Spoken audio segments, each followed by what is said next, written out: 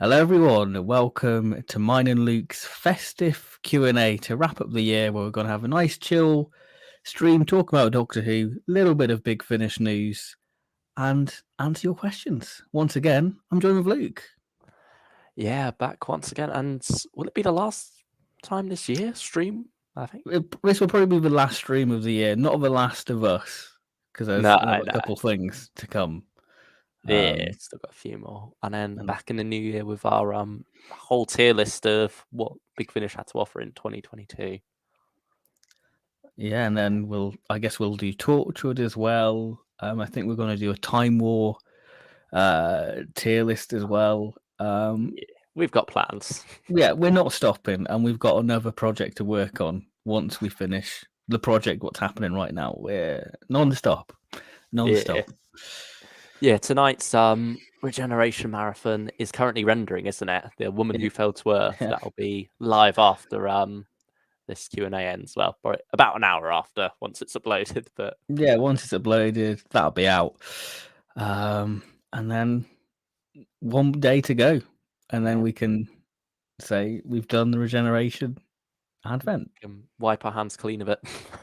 And be like, right, next project. Let's forget about it. Yeah, we're always hard at work on something or another, aren't we? Yeah, we always make life difficult for ourselves. Yeah.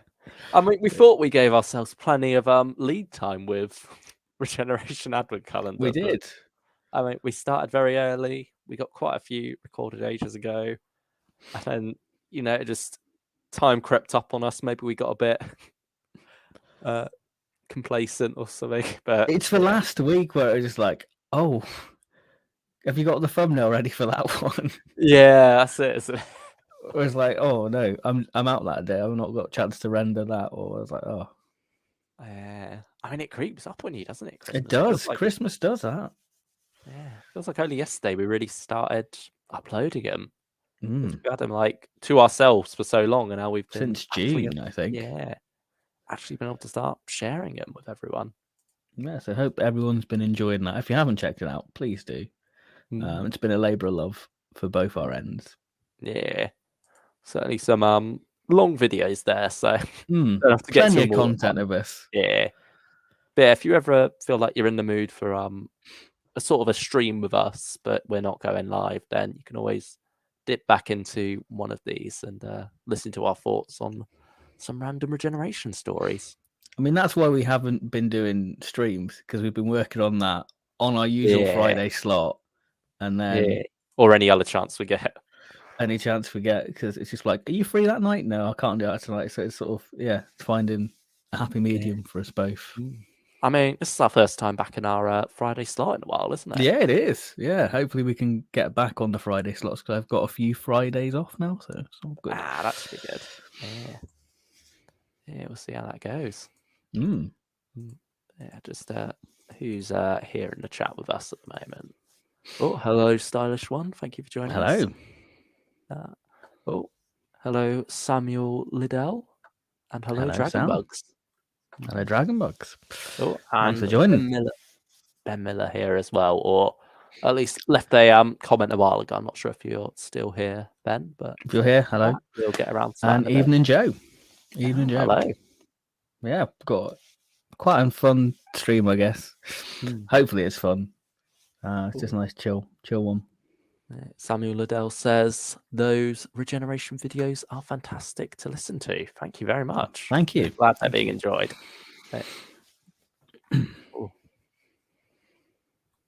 Where?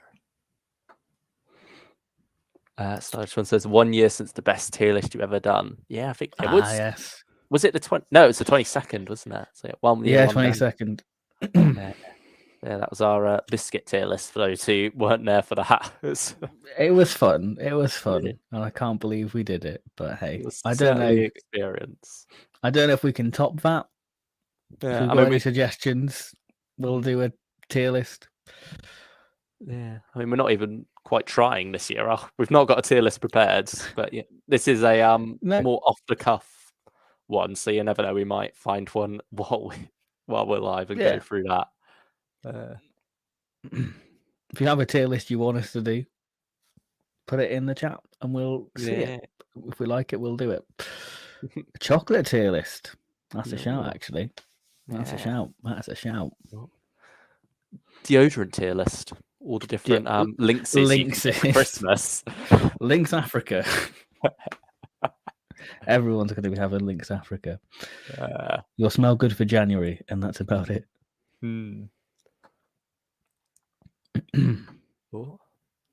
Dragonbug says, I finished high school for this term, so I'll have 2 weeks a bit off. Now, enjoy your time off. Enjoy it. Good to have a bit of a relax.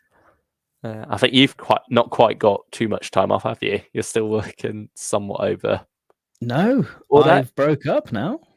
Oh yeah, you have. They've given me as holiday, so I'm getting paid for not being there. It's great. Back in January, aren't you? Yeah, I'm back on the 5th of Jan. So I've got a nice little break.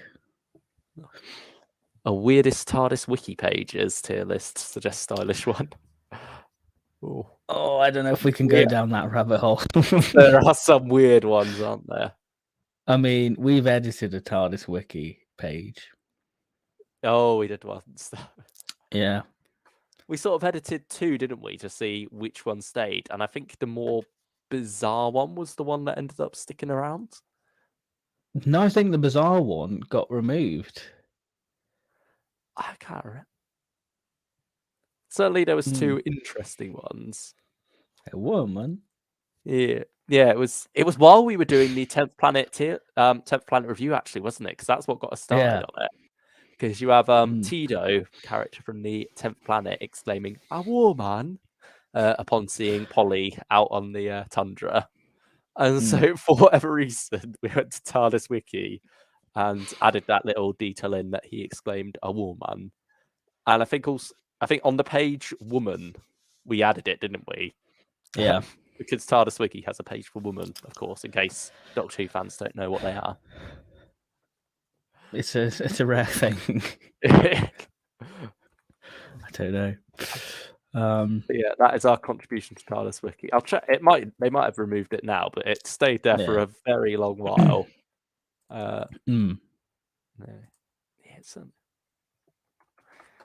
It's a weird rabbit hole to go down. Yeah, and people have a lot of time to be writing all like continuity different, because that's one thing I found out about doing the regeneration thing is just looking how detailed TARDIS Wiki is for each story. It's mental. Yeah. I mean, I've searched woman, and Woman 2020 the movie is a page on TARDIS Wiki. I'm sure. Fine. But no. Oh dear.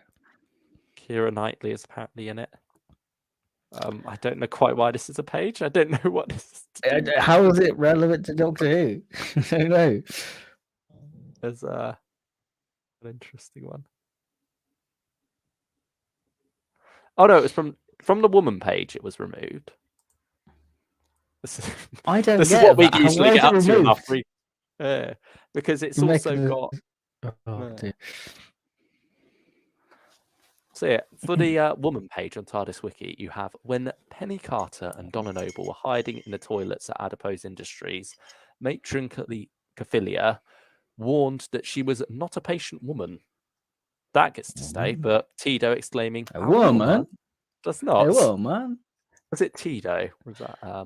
I don't. It's been 6 months. I've just forgot it. It's been a while since we've done this. I mean, it's technically been 22 days. Yeah. 10th Planet now. Find where this is. This is the content you've all signed up to watch. Yeah, this is what everyone wants to hear, isn't it? Yeah. Me going through TARDIS Wiki to find what shit I did 6 months ago. Wow. That's a past you problem. Oh, it's Tito, not Tido. That's why Oh, Tito. Oh, okay. Yeah. There we go. That's why I couldn't find him. Okay, here he is. Yep, it's still there. If you want to see our contribution to TARDIS Wiki, if you go on Tito from the 10th planet, TITO, you will see the second paragraph. Upon seeing Polly Wright, he exclaimed, "A woman!" and checked her out, Hey, which well, has a man. link.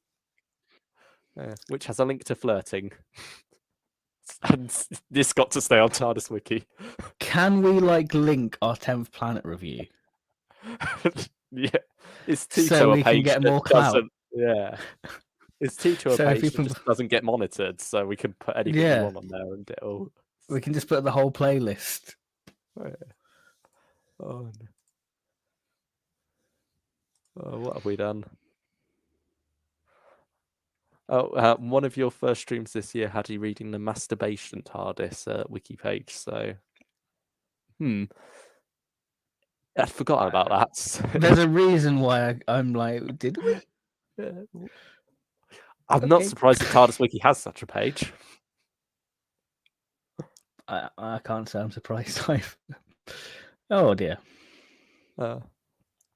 I joined the stream and Ben be looking like he's ready for a night out in Manchester. I'm not sure that's a compliment or an insult from Mr. Bunk Cactus. Don't want to go out and... Oh, Ben seems to have frozen a bit there. Oh, here he's back. Oh, have I frozen? I'm back. Don't go out in Manchester. It's terrifying. I should know. Cactus also says, but we all know you can't go wrong with a Ben and Luke live stream. Thank you, Mr. Bunk Cactus. Thank you very much. Thank you. Yeah. Joe Bowers says TARDIS Wiki is bizarre, and that's putting it mildly. It certainly is. I think that's a democratic way of putting it. Yeah. Sam says, have you received the Doctor Who magazine issue 585? I have got it. Yeah. That's the latest one, isn't it? Yeah, it is. It's the latest one. Well, I think you sent me a picture of that, actually, didn't you? The little interview with Nick Briggs about Big Finish. Yeah. That was from that issue, wasn't it? Yeah. Yeah. Yeah, because well, we know what he was on about now. Yeah, we do. Yeah, I suppose. Should we go through the news in a little bit? Yeah, we'll do a little bit of news and then we'll start answering questions. Yeah, it hasn't been. Do you want to load the news? Because I don't want to risk my laptop. Yeah. Oh, Mr. Moncactus says he meant you'd be looking smart. Oh, thank you, Mr. Moncactus. Appreciate it. Appreciate it. Who knows what I'm looking? A woman. Away for now. You're living the TARDIS Wiki reader dream. Where is... There we go. Share screen. BFB popping off with with all the news lately. Yeah. Yeah, it's picked up that actually, hasn't it? We had a quiet month and a bit. Has. But, yeah. I'll add that to the stream. Badoom. There we go. There we go. Yeah, there it is. I suppose should we start off with Torchwood? That was because we did all of Gwen's back. Yeah. So yeah, this is just we've gone from Aliens Among Us to God Among Us to simply Among Us. I mean, I think the idea behind that title is, Torchwood being among us now. Because I think, based on what happened in the last box set, I haven't listened to any of these, so I'm just going off of what I've heard and what you can get. TARDIS wiki page. Yeah, it's like they're on the run, and so they're sort of hiding among us as people. I mean, I think one of the episodes is about them in a old woman's house or something. Standard Torchwood affair. Yeah. Mrs. Betty Clehew has an exciting secret in a spare room. Torchwood hiding out there. There you go. There we are. You got Aliens Next Door, Colin Alone, Misty Eyes, and Moderation. Are you going to pick it up? No, probably not. I mean, I think based on what I've heard, it is all quite arc heavy throughout. Even if you're just going for, say, God Among Us, there's sort of a lot hanging over there from Alien Among Us. So it feels like something you got to go through from the start. And I'm not sure if I can quite afford that for one thing, be bothered for another.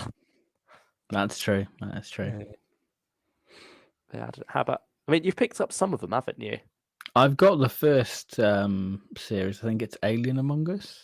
Yeah, I think. Did you get that while it was on sale? I got it 2020 because I watched all the Torchwood that summer, and they put them on sale. So I was like, perfect timing. Did you ever get round to continuing it? I got halfway through it, and then I just stopped. I don't know why I stopped. I thought probably just got overwhelmed by new releases, and then yeah, probably it just got put on the back burner for too long until it just got forgotten about. But I mean, will you go for Among Us or no?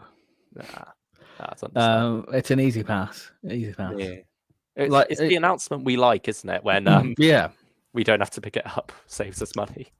It's like what we said the other night, where Torchwood's kind of like a nice sort of palate cleanser. So you pick up the odd one, you think that's good quality. Then you go back to your Doctor Who and go, oh, that's great. Yeah.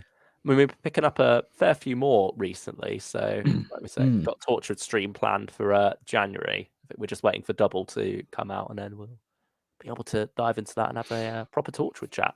Yeah, be nice. Something different. Yeah. Big Finish are really pushing it with those CD prices for Among Us, but at least CDs have exclusive individual covers, so that's nice. A stylish one. Is it individual covers for these? I guess it's like the Bernice thing, maybe. Yeah, or Torchwood Ghost slip cover, but yeah, I mean it is by Sean Longmore, I imagine. And we do have, I mean, this is sort of like split up into two articles. We had details later on, didn't we? Yeah. Like we've got this artwork here, but we don't have any. I think that is one of the stories, though. I think. Yeah, we don't have a cover artwork yet. So yeah, I imagine this is one of the episodes, presumably the first one, based on it. Yeah, because we don't have Gwen or Reese on here, so I imagine it'll be individual disc art. But yeah, not quite individual covers. But yeah, that's not too bad. What else have we had since then? I mean, that same day we've had War Master in the Land of Fiction. How far did you get through this box set? I've only got to the second story. Have you listened to the second story, or that's your next? Got halfway through it. It's all right. You've done it's better. Okay. Yeah, you're doing better than me, though. I listened to the first episode and then haven't quite got back to it yet. We'll have to finish it before the tier. Yeah, we will. We've got a Time War tier list, like we say, as well. So this will be included in that. We'll get through it before then. Fingers crossed. All of Time and Space. It's had a cover update for one thing, and also story details now. And trailer as well. Oh yeah, it did have a trailer too, didn't it? With Jacob Dubman doing a not David Bradley. Well, I suppose in a way. Yeah, I guess you could. Yeah, Herndl, whatever. Same, really. Yeah, Stephen Noonan. He's coming for Stephen's job here. But what did you make of it? Because this is more your field, isn't it? You've got the first box. Yeah. I mean, I reckon by the end of 2023, you'll dip your toe into it. Because I reckon there'll be something what will pull you into it eventually. Yeah. I mean, this seems to be a box set of weirder stories, doesn't it? Yeah, and it seems James Goss doing one, so you could expect weird, funny. Yeah, I don't know how I feel about it yet, because obviously not listened to it. But yeah, it's going to be an interesting one to finally listen to. And then you got a year-long wait for the next box set. Yeah, it's bizarre. At least, as it currently stands, they may move things around because certainly some dates. They've moved a few things. Yeah, I mean, we could talk about that in a little bit, I think. Star Cops, well, that came out. Woo. I don't think we'll be getting into that happened. Yeah. Not really much more to say about that. Short Trips winner, or actually, probably have they? They don't post it separately. Yeah, they also gave this one a cover. The World Tree. I was a bit confused by it, but then I realised it was the competition one. I mean, what do you make of it? Yeah, looks like a nice cover. I'm sure the story will be good. Yeah. It's Is it Lisa interesting. Bauman reading it? Yeah, Lisa Bauman this time instead of Jacob Dubman. It's especially interesting because this time it's 11th Doctor, but I suppose he'd already finished up work on that and had sort of moved on from the role by the time they came to record this.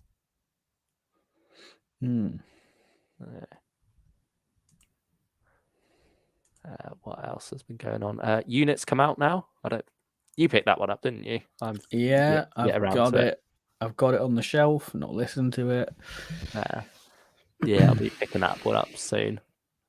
I mean, I really love the first box set. I'm excited to dive into the second, but you convinced me to go for War Doctor this month instead. Yeah, which I think's the better choice. I know I've not listened to Bambera, but the latest War Doctor, unreal stuff. Unreal. Jonathan Carley, next level performance. Like, he's always good, but my God, it's really insane. Yeah, especially the end of episode 2. I've yet to get around to that one yet, but you've certainly really sold me on it. So I'm looking forward to seeing if it lives up to the hype. I hope it does. Yeah, more Torchwood news. Bit of Torchwood heavy month, really, hasn't it? Yeah. India Varma's back after fresh off the set of Obi-Wan. Yeah. Got our boy Ned there, a little friend. Yeah, I mean, this one even got a cover reveal as well. Under the Sea. It's a very good cover. I can't lie. Yeah. Almost looks like a Dalek saucer behind. I mean, imagine it's just meant to be more generic UFO, but... I mean, if it was a Dalek story, they'd definitely slap a Dalek on it. Yeah, they'd get all they can for that. I mean, that's one area Torchwood's not quite gone into yet.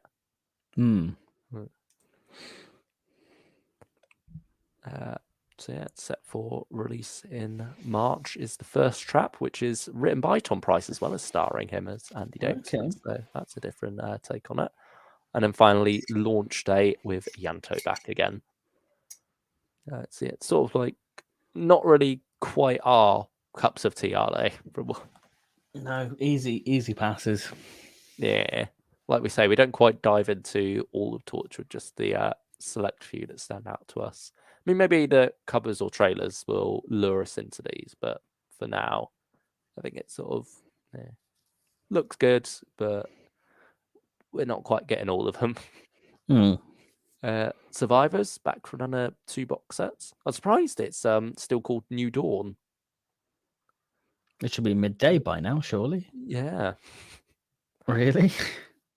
Yeah, because they did New Dawn 1 and 2, and I assumed like they do whatever was after that would be another 2 box set thing, but no, it's New Dawn 3 and 4 like released separately, which they don't often do that sort of thing, do they?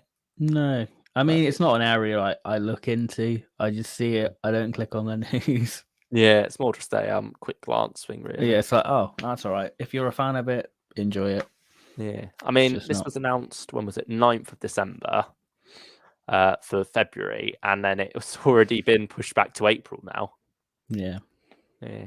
Another thing announced for February, more short trips, which we sort of, it seemed to be getting a bit late for this. I think we mentioned a while before, or not long before this news came out to each other. It's been a while since we've had short trips news. I wonder if they've moved on from those. No, they read our chat. Yeah, it's in the regular February slot, isn't it? Yeah. I mean, I think this is another pass for us. I mean, there's some stories in there I'd like to get if they're individual, sure, but I don't really want to commit to getting the full thing. Yeah. I mean, you got a mini drama, it seems to be called, which basically just full cast drama of only one cast member. I think it's still. Yeah, and that seems to be quite an interesting one. But yeah, other than that, I can't say too much stands out for me. You got Jacob Dubman reading a 9th Doctor and Rose one, so that's all right. Presumably he's still doing some stuff away from the 11th Doctor.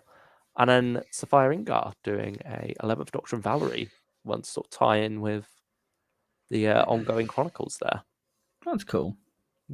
That's cool.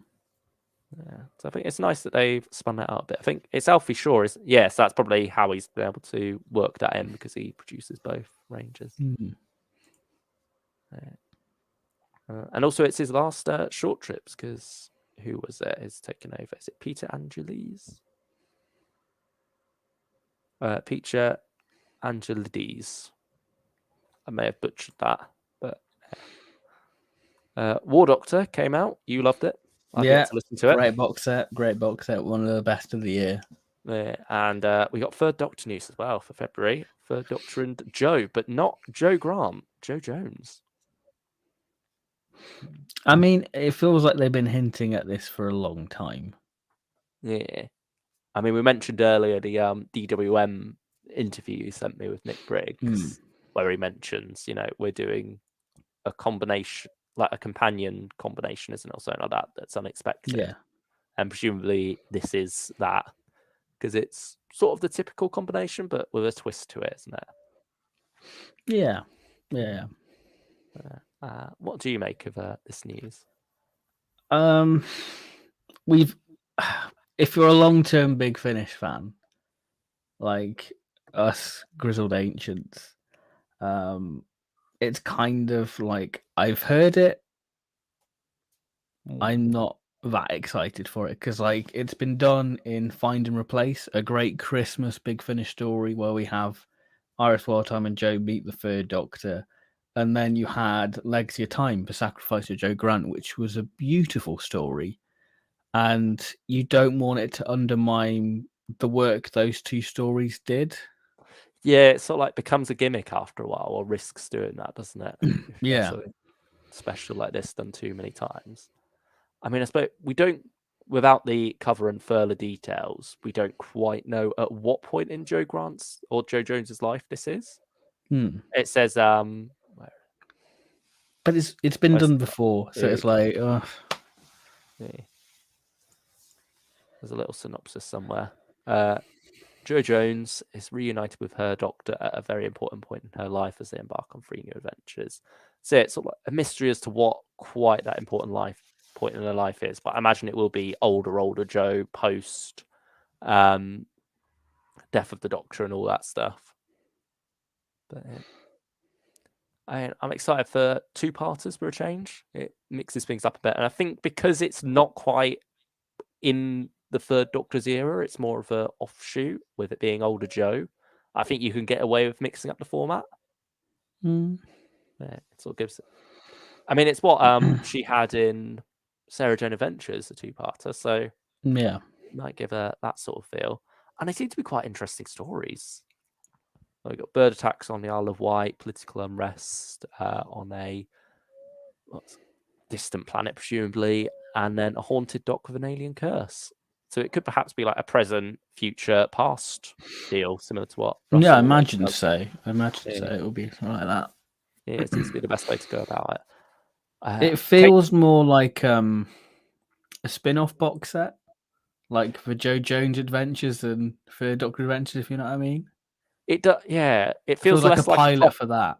Yeah.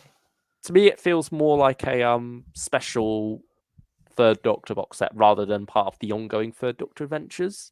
Similar to what you have with like Sixth Doctor and Perry, how that's its own box set, or Eighth Doctor Time War.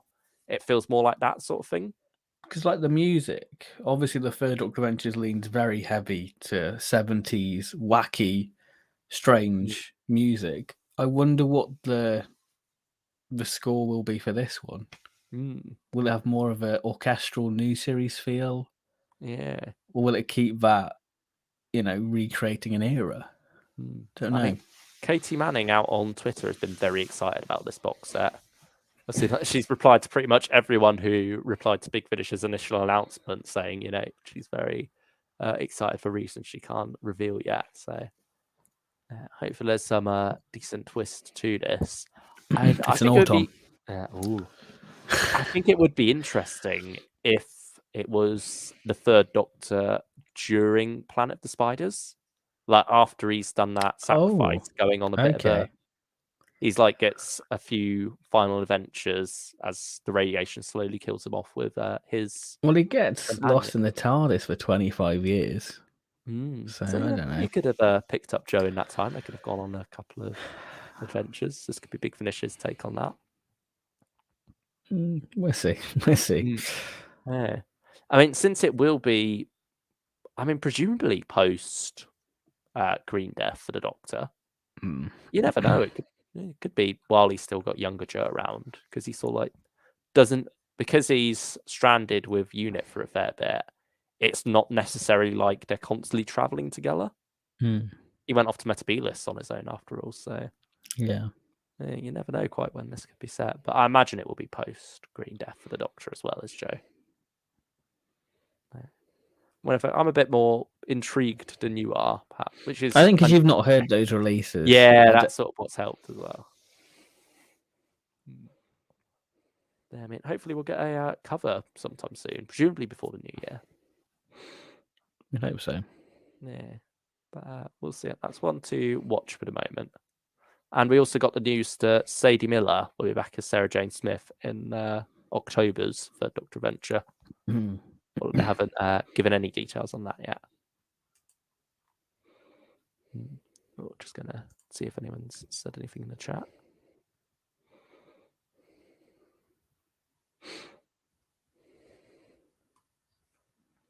No. Chris Boucher, sadly, has left us. The last 70s writer. Yeah, he is, isn't he? Also, quite a big contributor to Blake 7 as well. I mean, he invented Leela, didn't he? I believe. Yeah, he did, yeah. Or was that more Philip Hinchcliffe who came up? No, I think it was Chris Boucher. Certainly, he wrote her first and second story and very much had a strong hand in the direction she initially took. I know Philip Hinchcliffe and Robert Holmes came up with the idea of a Eliza Doolittle type character who the Doctor could, sort of take under his wing. But I'm not sure how much of that they gave to Chris Boucher beforehand and how much of it they just thought, we'll just stick that sort of character in there and make up the rest as you go along. I mean, he certainly is responsible for the world that Leela comes from, so he has a good bit of influence into her. We sort of already covered that Tortured One. Another Tortured One, we'll be talking about that one, won't we? You've listened to a fair amount of it. I'm going to be listening to that one tonight for some spooky Christmas vibes. Yeah, no spoilers. Yeah. Torture we covered. First Doctor, we've got a cover and a very different kind of cover. It's a gorgeous cover. I love it. Yeah, by Christopher Naylor, who of course plays Harry as well. Not an imbecile with this. Great artwork. Yeah. It's nice to have a different style as well, isn't it? Like going for a hand-painted one. It's, mixed up a bit. And I think it's going to look gorgeous in hand as well, because that's always the way it's made to be viewed. I think having it digitally perhaps takes away a little bit of it. And we also got a few details with this one as well. Just managing to land the TARDIS in Dodo's far-flung future, the 2020s. Is it that far-flung? I mean, the Miniaturist was 2019, wasn't it? Yeah, 19 or 18? Yeah, I think 19. Yeah. The Doctor detects a haunting melody on the streets of Camden. People are going missing, and one of them is Dodo. I mean, nice. Should be a nice little two-parter. And then the main meat of the box set, the Inchton incident. Something intercepts the TARDIS in space, attempting to escape its grip. The Doctor inadvertently drags it through time to coastal England in 1947. As the nation recovers from World War II, an alien force threatens total destruction. Always sounds like the Great Intelligence, doesn't it? That'd be nice. I mean, it's happened before in a PDA. Oh.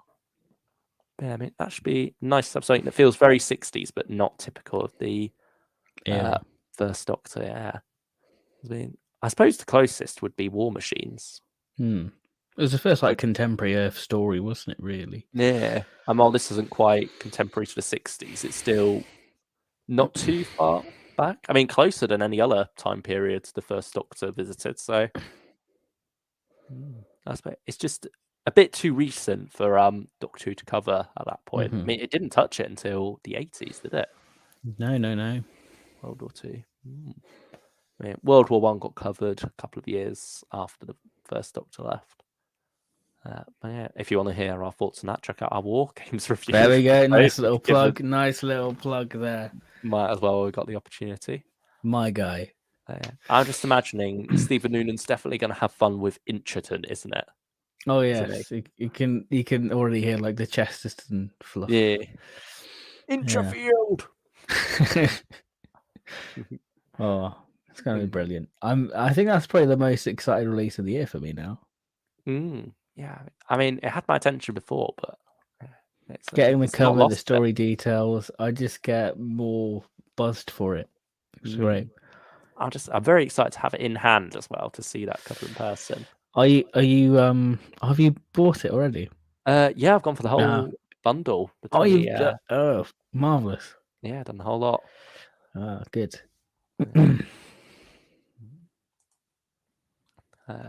Got some Rani details beyond Bannerman Road. It seems she's doing a podcast now as well. So that's where, fair play. Feels like it makes sense. That is sort of where a lot of media is going now. Feels very Doctor Who redacted. Yeah. I think it makes sense with the name of the series now. Rani Takes on the World is sort of like the name of her podcast as well. Okay. So, we've got Clyde back for 2 of these stories. I'm curious about this series, but I'm still not 100% sure whether I'll pick it up or not. How about you? I probably will succumb. I think it all depends. Weak. Yeah, what else is out around the time? What else I can afford to skip, and what else tempts me in? But I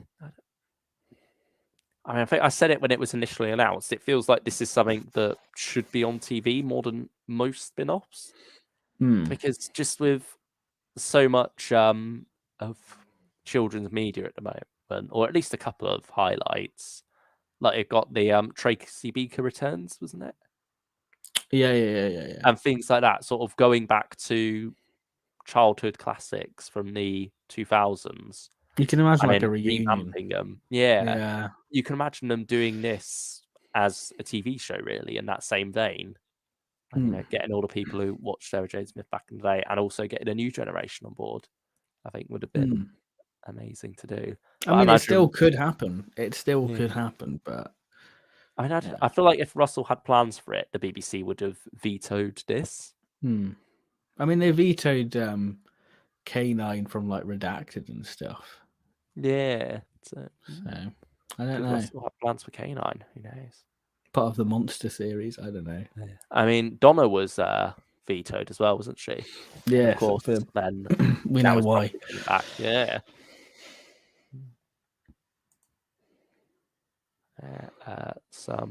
A big lot of Blake 7 news. I think it's because it's the anniversary of the final episode airing this time.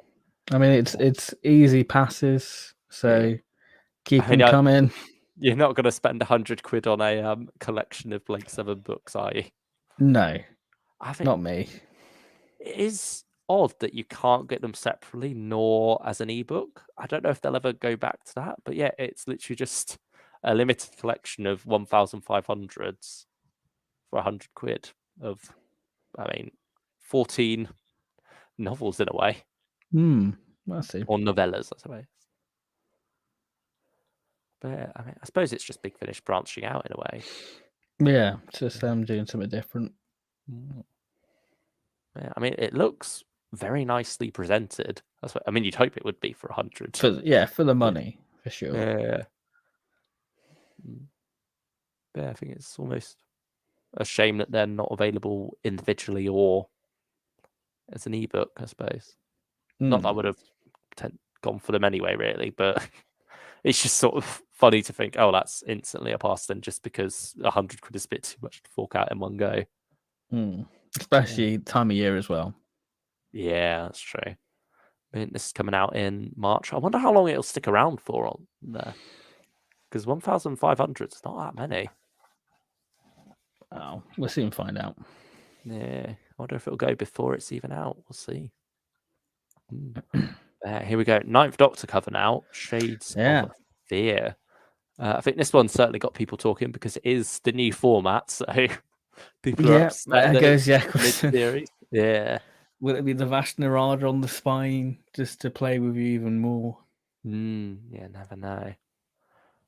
But apparently the vinyl spines have already been a bit messed up because they didn't have the Yeah. Doctor Who logo on Back to Earth and Into the Stars, but it did come back for Hidden Depths. Well, I'm glad we didn't commit to it. Yeah, I think we chose the wise course, just going CD there. Yeah, and I think the series hasn't been that great in my opinion. Like, there's been some good odd stories, but overall I think that it's weak compared to series 1. I think it's that thing where I'm fed up of companion of the week type thing, if you know what I mean. I just want something a bit more meaty, a proper series. Yeah, you know. or just something a bit more like what they've done with War Master and some other, like the War Doctor as well in his recent set. Do more bigger 3-part stories, like stretch across the whole box set. Yes. Explore a world a bit more. It's a shame that there's not even a 2-parter in series 2. It's all ended up being 1-parters. I mean, Roy Gill is writing the finale again, Red Darkness, which is the Vashta Nerada story. I'm sure that'd be a good one. Yeah. But yeah, on the whole, it's a beautiful cover. I think it's a nice my cover. favourite lot. And yeah, we'll still be getting individual covers as well, so that'd be fun to see. Yeah, I suppose we'll just have to wait and see on this one, really. I mean, the stories look exciting, but we've been once bitten, twice shy with the Ninth Doctor at the moment. Yeah, certainly I think the last 2 box sets have been quite disappointing. Back to Earth was a very strong one, other than the I'd say it's the best Eccleston set of the year. Well, the series 2 bunch, I should say. Yeah, Old Friends was still. I forget Old Friends was this year. Yeah, it feels so long ago now. And then we've got War Doctor Continues, or it's still War Doctor Begins, but now because of the new cover format, that's no longer written on the cover. We've got Case coming back as well. From Warbringer. Second box set. I think that's presumably a Berserker Dalek, which was featured in the 3rd box set. I mean, you've not listened to that one actually, have you? No. Do you think you'll go back now that you've? Yeah, because I want to do a video covering the first 4 sets and sort of going, what's the best one to pick up, and I was kind of surprised by this news, really. Like, I thought I didn't expect it. Yeah, I thought we might be moving on from the War Doctor for a while as we go back into the 8th Doctor Time War, because it's 10 years of the War Doctor next year. Yeah, I mean, this is coming out in May, so I imagine it'll be name of the Doctor. Yeah, May 18th, I think. So it'll probably come out then to tie in with that. But I'm also kind of surprised it's still War Doctor Begins. I guess it's just the umbrella title for Young War Doctor, isn't it? Really? Yeah, that's it. Really. Do you think surely he's begun by now? Yeah, you can. It's all right for like the Flame box set, really. Yeah. But, it's just their way of distinguish it from the older War Doctor stuff, isn't it? And we've also got a title for December's release as well, Enemy Mine. So it should be interesting. I mean, cover, I like it. I think it's a step up from a couple of the other ones, like this year's ones, I think. But yeah, certainly some interesting proportions. Yeah. Oh, it's Veclin. Yeah.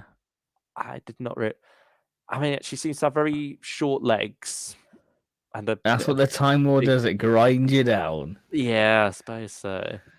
But yeah, certainly proportion-wise. I'm not sure quite what the positioning of the hands is meant to be there. It's very Pertwee Day of the Daleks pose. For me, it looks more like 2000s music video pose. You can sort of imagine the camera distortion as it zooms in on a dance. Yeah. Oh dear. But yeah, the Dalek looks very nice. Presumably Berserker. I think it's one of the better examples of the Dalek being edited for the cover. Certainly the spider ones looks a bit off, especially when you compare them to what we got in the trailer. Gorgeous trailer, by the way. Yeah, great trailer. Yeah, I imagine you'll be putting that in your video when you do the War Doctor for overview. sure. Has your copy of He Who Fights with Monsters arrived? No, it's not arrived because of Royal Mail strikes. I don't think it's been dispatched, to be honest. I could look, but I'm not going to. But yeah, Empire Man's been dispatched. I don't know if War Doctor has. I think I got my connections. I think presumably that got in just before the strikes really started up. Yeah. But yeah, now I'm all set really. I don't have anything to expect in January. It'll be either 9th Doctor, 1st Doctor, or 3rd Doctor by the time February rolls around, where I'll next be getting post and Big Finish. So yeah, Muller's Love, Berserker, and Memnos. New writer as well. Yeah. Perfect. I'll just double check that there's not been some. Nope, brand new writer. So, yeah, cool. Curious. Not really much story wise about this one, so I'm assuming it's going to be another 3 standalone ones. Yeah, I presume it will be. And then maybe Enemy Mine will be one long story again. Are there any writers on Enemy Mine? Probably no, not. it's literally just starring Jonathan Carley, and that's about it. They might not have even recorded that one yet. Does anyone have any? There are a couple more little bits of news as well, but does anyone have any thoughts in the chat? Well, there's quite a few bits here that we've.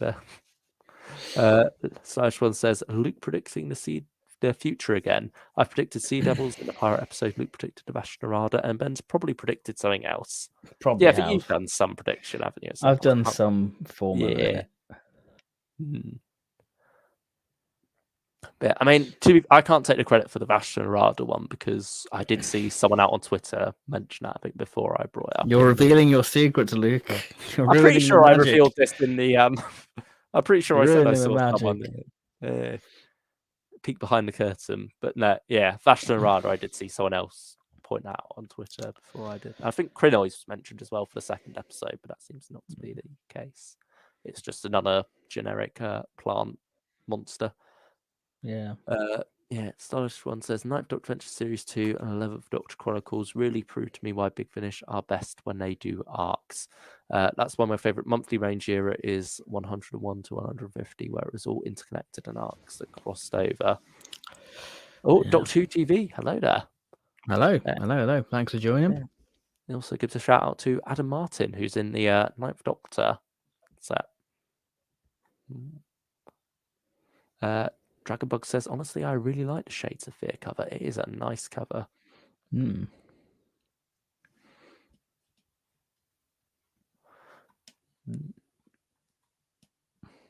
we start the old Q&A?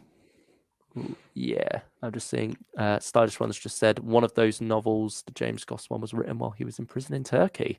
That's a fun bit of trivia if we did like a Blake 7 novel. Yeah. I don't know. Oh, yeah. If you're sat around in prison, you might as well do what you can. He wasn't there for too long, was he? No, I don't think so. Yeah. I mean, I think a couple of other little bits of news, more the stuff that slips through the cracks. If we go, what is it? The Revenants. They sort of added a new cover to that. Because it didn't have a cover, even in the light at the end.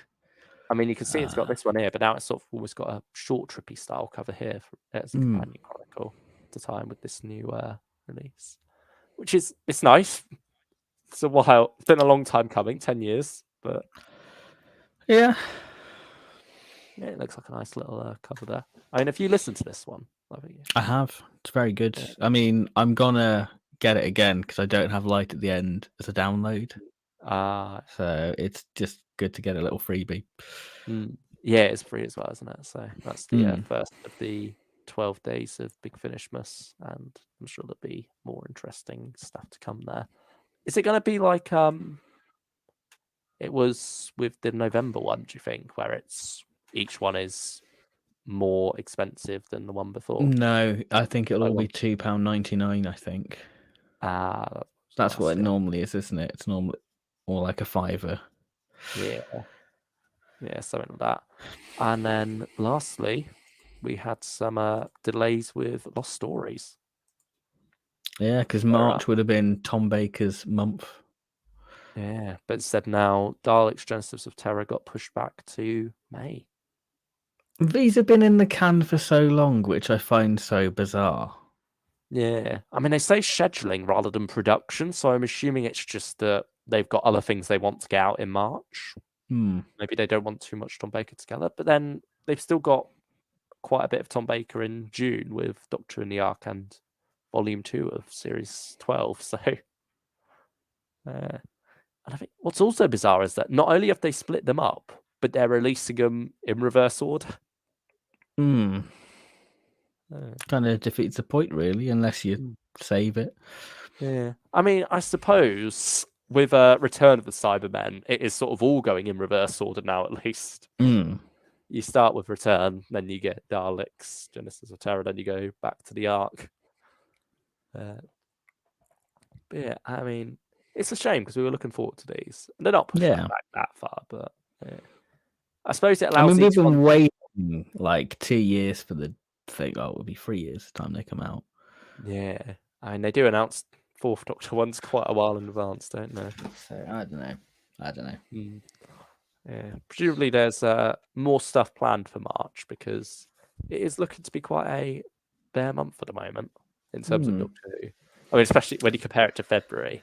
Yeah, February's the juicy month. Yeah. Yeah, we'll see what else could be on the horizon for March. April looking pretty full, so I think we're hopefully safe there. But I mean, last April that was a busy one, wasn't it? It was, yeah. Yeah, all good months. Yeah, we'll see what's to come now. And I think that's the last of the news, isn't it? Oh, we got Conflicts of Interest got a trailer, didn't it? Yeah, which I find so bizarre because it's not out for ages. Yeah, like that's it. They've sort of burnt through the promotion for that one already. Do you think why not put that in a March slot? Yeah, I don't know. Or even a February or January at this rate. Like it was recorded a long way ago. Right. Okay. But there we have it. It was a good trailer. It was all right. It's more Fifth Doctor. Yeah. Anyway, get the questions in now. We are ready to go. Should we do the ones on the little YouTube short first? Yeah, and then we'll do the chat ones. I think that's only fair. Yeah, because you did your first short. I know. Get me getting in with the short content. It was straight. You're getting with the algorithm, aren't you? I know. Get me. I'm down with the kids doing shorts. I'll be doing TikTok next. Mental. Mr. Bogcactus says we got all these Big Finish stories, but where's my Banner Caffalatter audios? Damn it! I mean, I'd be up for that. I do love my Banner Caffalatter. Maybe you can have a crossover with the ones from End of Time. Yeah, that'd be cool. Yeah. What's the first question we've got here? So stylish one. Hooray! Love the Christmas Q&A. Hooray! We like doing it too. That was a bad time for me to yawn. Sorry. Luke, pick your moment, please. You could mute yourself, but no, you have to pick it when we're trying to be jolly. I'm very sorry. To you. So it should be. Favorite live stream moment for this year? I've got mine. Do you want to go with yours then? I should have. I did look at these questions before and thought I should probably prepare answers for these, but I forgot to prepare answers, so I haven't really got all in mind. You go ahead with yours, and I might just say, "Oh yeah, that's mine too." I would say Who the Man or the Pertwee moment, or like, is it talking about like the shower or something? I don't know. Crosses the shower behind them. I don't know. Something like there was something. It was in Stylish One's edit. Yeah. But Who the Man's probably up there for me for sure. Yeah, that was a fun moment, wasn't it? Where we came up with our own 11th Doctor Chronicles. Yeah. Did we surely we must have mentioned Who the Man when we did the 11th Doctor, the 11th hour, review as well. I think we must have mentioned it. Yeah. They're all a bit of a blur, to be honest. Yeah, we recorded quite a few of them in such quick succession. Stylish One says, "Across the void beyond the bedroom." Yeah, there we go. Yeah, was a fave. there we That was a have it. fave. Yeah, So the next one for that is favorite thumbnail for a video this year. I'm gonna stick with the 11th hour. I really like the thumbnail you made for that. Glad that came out well. Yeah, I think that's out of like the regeneration. I mean, there's still one thumbnail to go, so but I really like the 11th hour one. I think that's my fave. I mean, I'm very proud of how the end of time came out. Very nice and simple one. Yeah. I think that one was because that's one of the ones that took me ages to do because I could not work out what to do with it.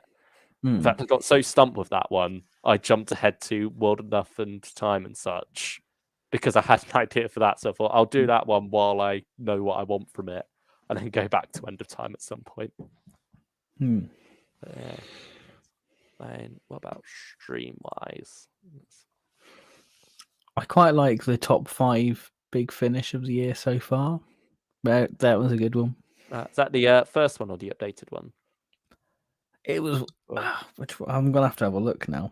You've got the first one was the one where it was 2022 with covers like in the numbers. Oh yeah, that one. I think that one because I think that was really clever. And then the second one's more just a regular collage there. But 42's cover's great. Oh, I had a lot of fun doing that. Yeah, Sorry, 42. There. Yeah, that was a great one. It was great getting the multicolored pen in there. After that, gets quite a strong rock, quite an important part in the story. So been having a fun year making all these thumbnails. I mean, the fun doesn't stop. The next question is favorite video you've made overall this year. What would you say is the favorite one we've done?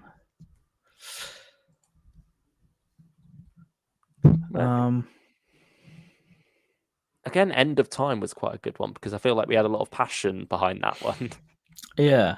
Recording it. I had fun filming the cookbook video. That was fun. So a little bit more different for you, isn't it? Yeah, and I enjoyed filming with Mel despite us arguing after.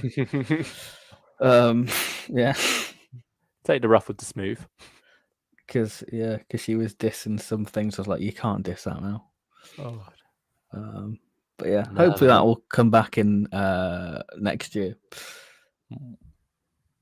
So yeah, I've sort of stolen you away from Mel a bit, haven't I? Because we've been doing I probably spoke to you more than I spoke to her recently. Love you, Mel. It's just like, come on, we got to record another advent calendar. We're running out of time. Yes, Luke, I record. I watch Doctor Who. Oh dear. Sit down, glue your eyes open. Woman who fell to earth. Spoiler for that review: it did not end well. He's not a fan of a Woman Who Fell to Earth. No, I'm not a fan of it. I'm not a fan. Favorite Big Finish video trailer of this year? They're doing their like poll on it at the moment, aren't they? Right. I think it's almost disappointing to see that the once and future ones made it that far. Yeah. Not that it's a bad trailer or anything, but it's it's rather simple. It's just there to literally say once future, and you wonder how much of it's down to just the quality of the announcement and what that release is, rather than the quality of the actual trailer. Because I think there have been way better trailers this year, like Autumn Infinity. That was a great trailer. I'd say 10th as well. Yeah, that was good. I really like 10th Doctor Classic Companions because it feels like a next time trailer. I really like that one. I think similar with War Master Self Defense. They did something similar there, didn't they? Not quite a next time trailer, but it's almost like a little scene recreation from the 10th Doctor's era, isn't it? Yeah, which is great. But yeah, I'd probably say 42. I think that also just hits the right emotional beats. Oh no, wait. Old Friends. Again, forgot that was this year. That has got to be the best trailer. Yes, yeah. A very good trailer. Very good trailer. Another con of Ninth Doctor Series 2 is that the trailers seem to have dipped in quality a bit. Yeah. I thought it's gone from Eccleston, these great monologues from Christopher Eccleston, to just clips from the story. Yeah. That sort of does lower the bar a bit, sadly. But yeah, Old Friends definitely got to be the best trailer of the year for me. And the last question from Stylish One on this comment section is: favorite bit? Which Doctor Who or spin-off do you feel has had a good 2022 from Big Finish, better than the other Doctors / spin-offs? Oh, are we going to do it both together? So like the one above them all, or should we do which Doctor and then which spin-off? We'll do it that way, shall we? Yeah. I mean, I think Fifth Doctor's had a pretty good year after 42. I would say McGann. Oh yeah, actually, yeah, McGann's had a very strong. I would say McGann, very good year for McGann. I mean, right back to Eighth Doctor and Charlie, because that was this year, wasn't it? Yeah, so it's been a good year for McGann. I'd say overall best Doctor of the year. Despite it being the year of Colin Baker, Colin didn't really get a look in, I'll be honest. Yeah, he didn't do that well for us, to be honest. No. Yeah. What about spin-off wise? I mean, Unit, the Brave New World side of it, I think that's had a... I mean, it's hard for me to say because I haven't listened to Visitants yet, but certainly the first half of that got off to a very good start. Yeah, I'm just looking back at what other spin-offs we've had. I'm going to do exactly the same. Yeah, because I feel like War Master took a bit of a dip this year, but again, I've not finished the second one, so I can't say for sure there. Oh, Bernie Summerfield. Do you count that as... Because that's sort of hovering in between whether it's a Doctor Who range or a Worlds of Doctor Who range, isn't it? For that reason, I'm going to say it's Benny. Yeah. Because that's the only one what really stuck out where I was like, that's some real good stuff. Because I feel like this year, for me, has been quite light for spin-offs in what I've picked up. It's mostly been Doctor-related stuff. That's fair. I like Paladin. I wouldn't say was particularly great. I mean, was that even a spin-off? Because that's not classed as Worlds of Doctor Who, and it does have the Doctor as the main character in 2 episodes. Yeah, and I'm not going to say 8th of March too, you know? So I don't know. Yeah. Yeah, like looking back through this year's catalogue, there hasn't been that much. No, in terms of spin-offs. So yeah, I think for me, it's probably Unit, and then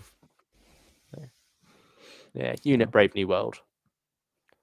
Yeah, I'll class that as a separate thing from Unit, Nemesis. Yeah, telling you right. Yeah. Starship says, I don't think Colin had a good year with the Sixth Doctor Ventures getting very mixed response. Big Finish will definitely continue it. But if it was the main range, that would have been canned and sat on a shelf between Klein and Mags. Well, yeah, we haven't had Mags for a while. Well, there's a reason why we haven't had Mags for a while. Yeah. Hello, Yuri in the chat. Hi. Can I ask questions here? Yes, you are very welcome. Feel free. We've got a couple on our the little short Ben put out that we're getting through first. But if you put a question there in the chat, we will get around to it sooner or later. It might be an hour. It might be half an hour. We like a waffle, but we will answer your question. Yeah, I think hopefully everyone who is getting getting their questions answered is getting a good in-depth response from us. Yeah, you're getting your money's worth. Yeah, we don't shortchange you. Yeah.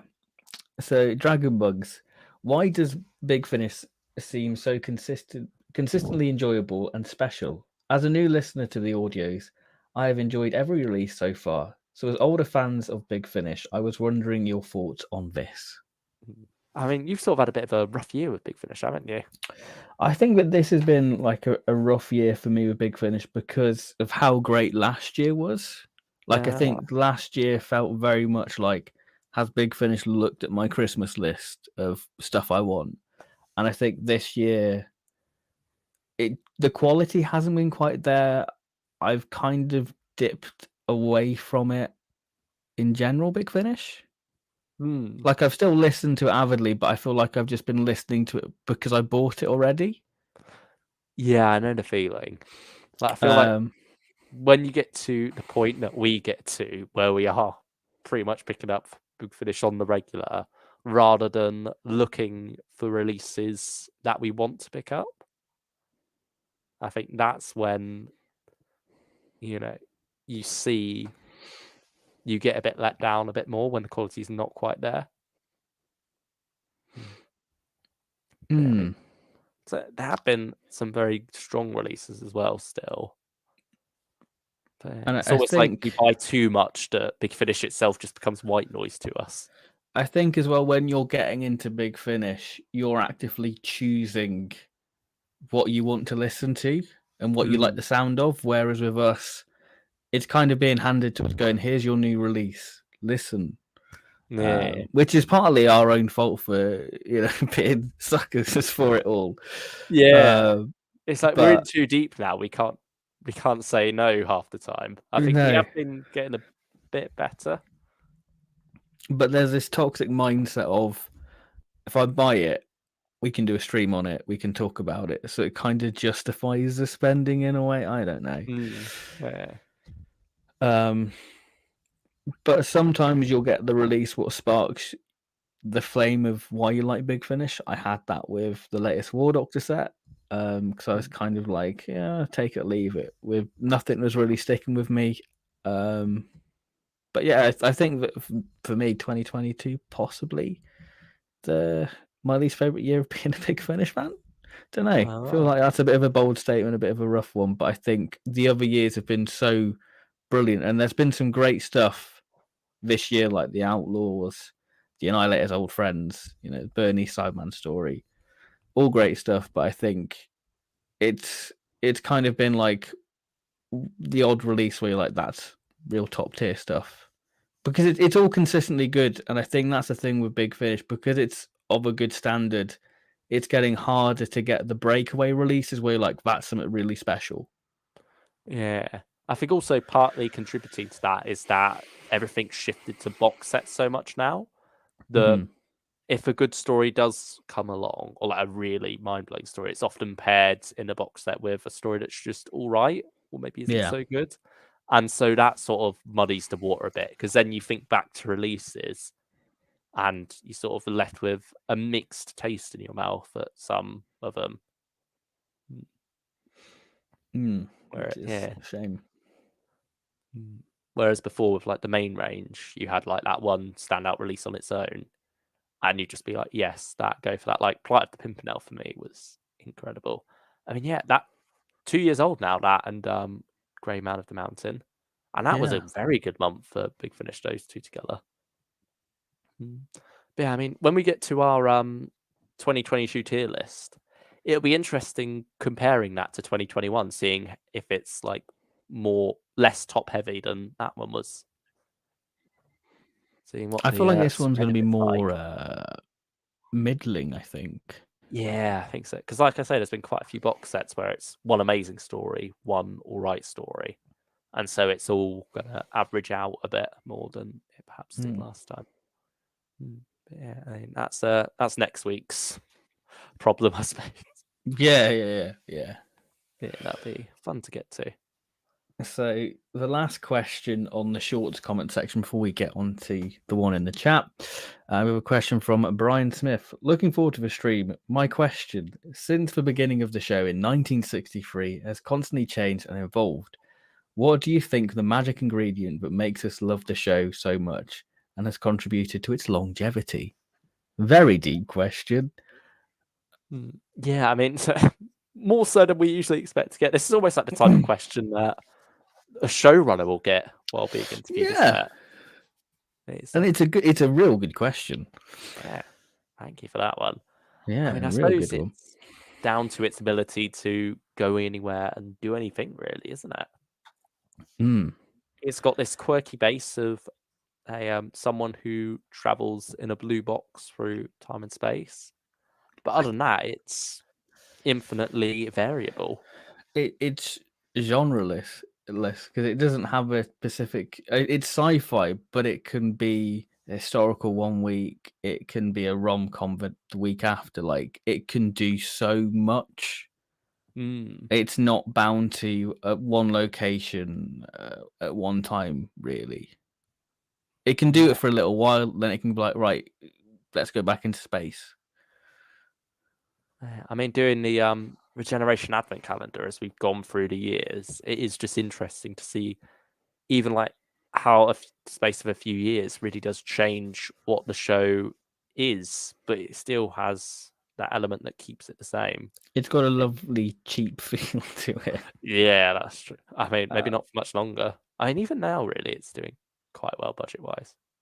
I mean, Yeah, I think it's a show that's always pushing itself and it's striving for the best stories, you know.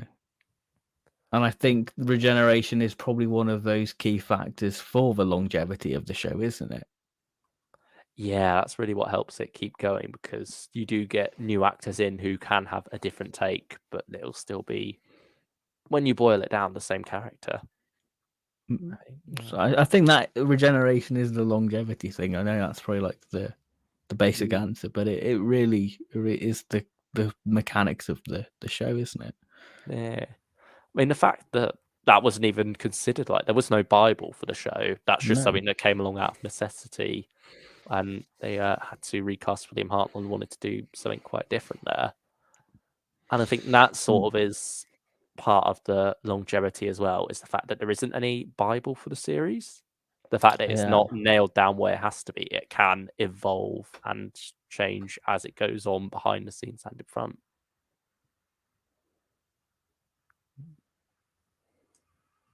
Yeah, that's that. Should we dive into the chat now for questions? Yeah, let's dive into the chat. So if you've got any questions, feel free. We'll answer them to the best of our ability and try not to waffle as much. But we like a waffle. Yeah. We'll try to waffle just enough that you don't feel shortchanged by the questions. Yeah, I think that's a good word. So if we scroll up to the chat, see if there's anyone. And Miller asks, which companions would you like to see brought back? Could be from classic or revival. I'm not too sure because I feel like a lot of the big ones have already come back, or it sort of feels like it's almost too late for them at this point. I see on the season, but I feel kind of happy with who we've had. There's nobody I'm like, oh, that'd be great. Like we've had Ian back, we've had Ace, Vicky's come back in a Blu-ray trailer. Like I feel we've pretty much got it all, really. Yeah, like we've got Donna coming back. It's amazing. Got Wilf. Yeah, we have. One last hurrah for Bernard Cribbins. Yeah, so I feel content with companions at the minute. Let's focus on Millie. And Ruby. I mean, maybe Martha would be a good one to come back. Maybe in her own spin-off or something. Perhaps would be the way to do that. But yeah. On the whole, there's nothing really jumping out to me. Yes, this companion needs to come back. I think, especially after Power of the Doctor, we've had a lot of them. Yeah. And I think as well, it's not the sake of I want that character return because I like them. I think there has to be a reason. There has to be a story there for it, you know. And if the story's not there to support the return, and I think whatever return we get, it's not going to be no school reunion. Yeah, school reunion's like the pinnacle you can do of it. I think almost that's what was a disappointing factor to me with 10th Doctor Classic Companions. Was that, you've already had the best you can get there with school reunion. And these are sort of, they're doing different things. They're not trying to be school reunion 2.0, but just that it's 10th Doctor meeting Classic Companions. It's already got that comparison there, whether it wants it or not. Yeah. Yeah, I mean, for the most part, I feel like, as well with Big Finish, a lot of our needs there are covered anyway. Like we've had Jamie's come back a couple of times now. So yeah, sort of all there really already.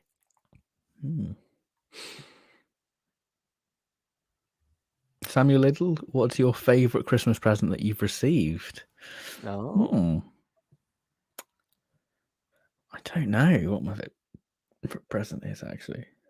I'm not sure. I love my vinyl player. But then I think that would be my non-Doctor Who present. I really like that.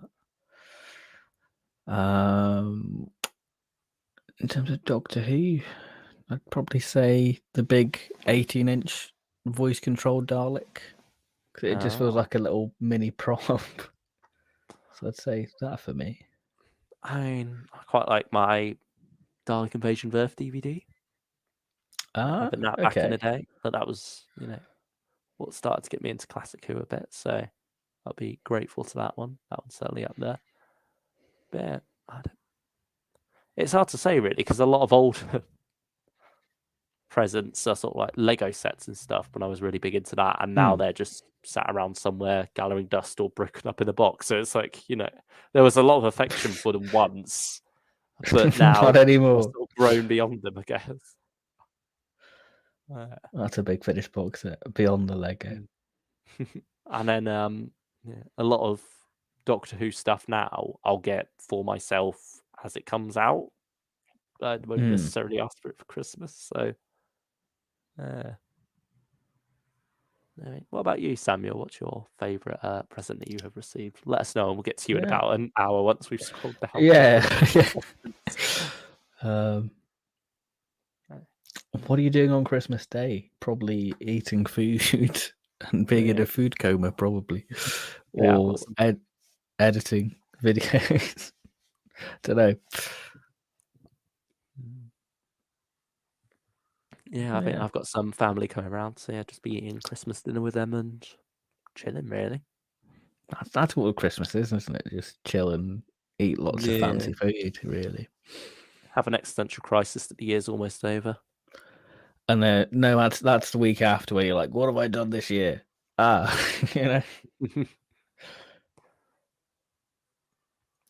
Snowflake, do you have the 10th Doctor Dynamax figure? No, I don't. What do you think of it?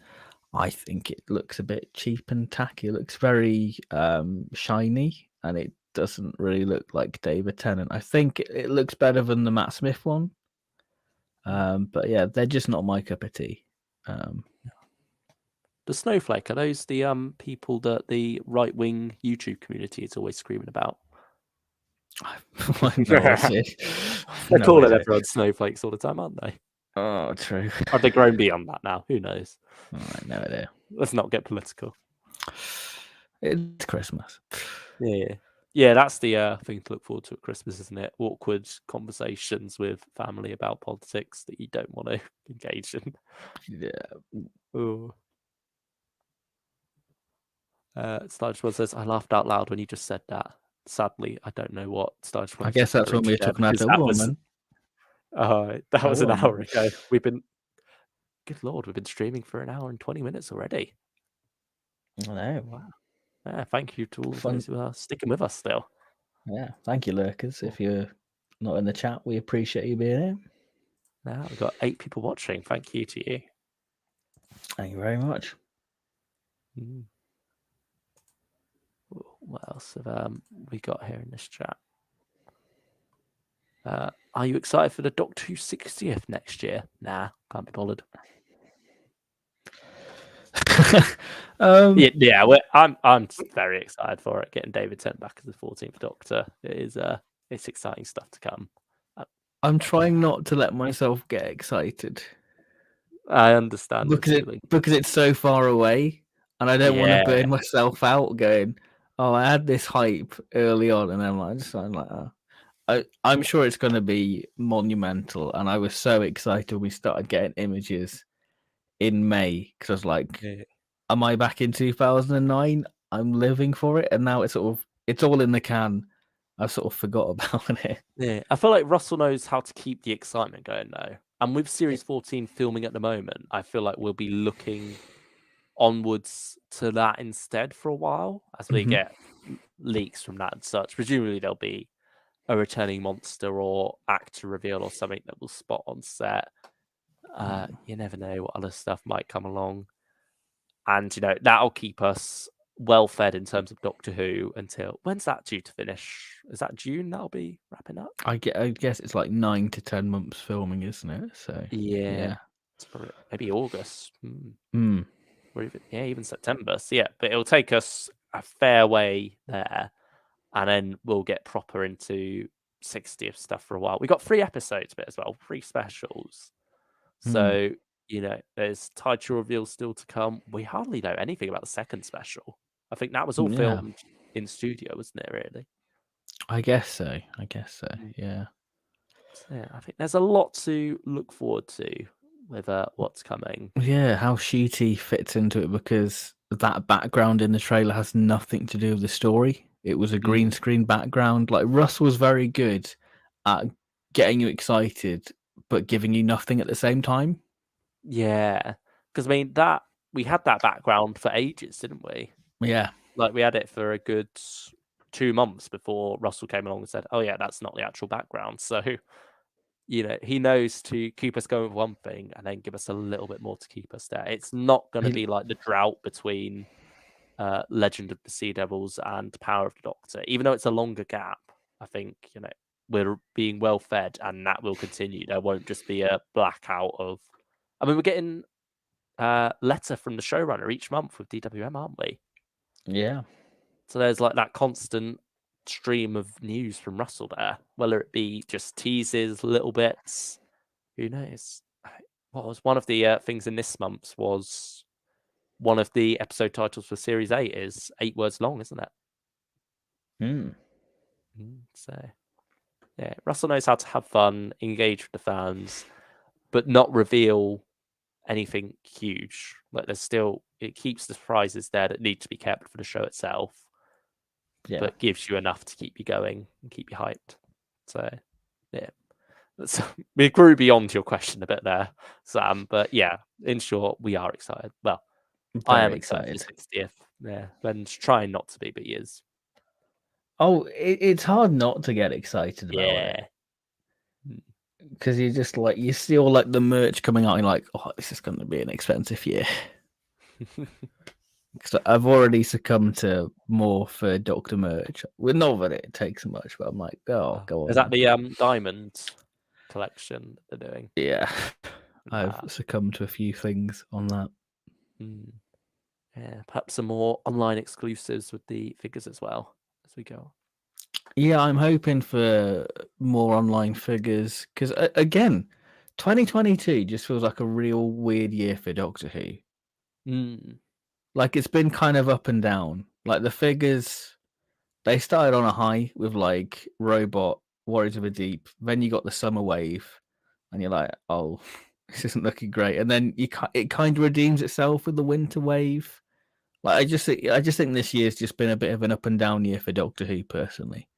Yeah, been great things, it's just but looking bright now. Yeah, I think next year, very exciting. Yeah, I think it'll be good to get into January as well, because then it is like the fresh start.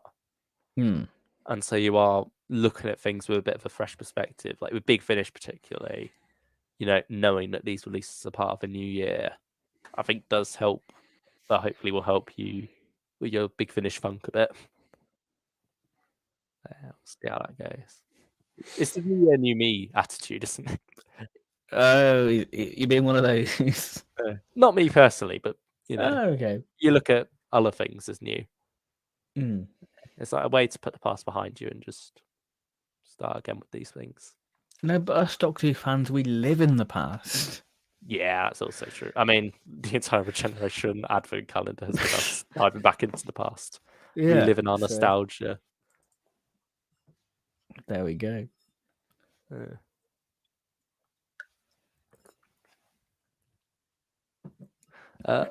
Ben, what has happened to that Mandalorian Black Series figure review? Yeah, I have been asking him this too, Sam. I mean, every once in a while when we call, I'll come up with, so how's that Black Series review coming along? It's on my laptop. I've grown from the Mandalorian and got Kenobi figures now, which is cool. I mean, you got B2. You emailed that. Yeah. Oh yeah, Not B2 Emo. Yeah. B2 Emo's No, it's Andor. Andor was great. There's Oh, Ned. brilliant. I love Ned. He's a great figure. Mm. It He looks doesn't like he particularly belongs look with. Star Warsy. I feel like he belongs with like Colin. I feel like I can put him next to McCoy, yeah. and it'd be great. I mean, He sort of gives me a CBBC vibe, like the robots in Sarah Jane Adventures. What's that? The Empty Planet ones. Yeah. I mean, one Jack gives McCoy vibe, like the Husk from Ghostlight. Yeah. Feels very sort of All the Greatest robots Show. from Greatest Show. Yeah. Yeah. There we go.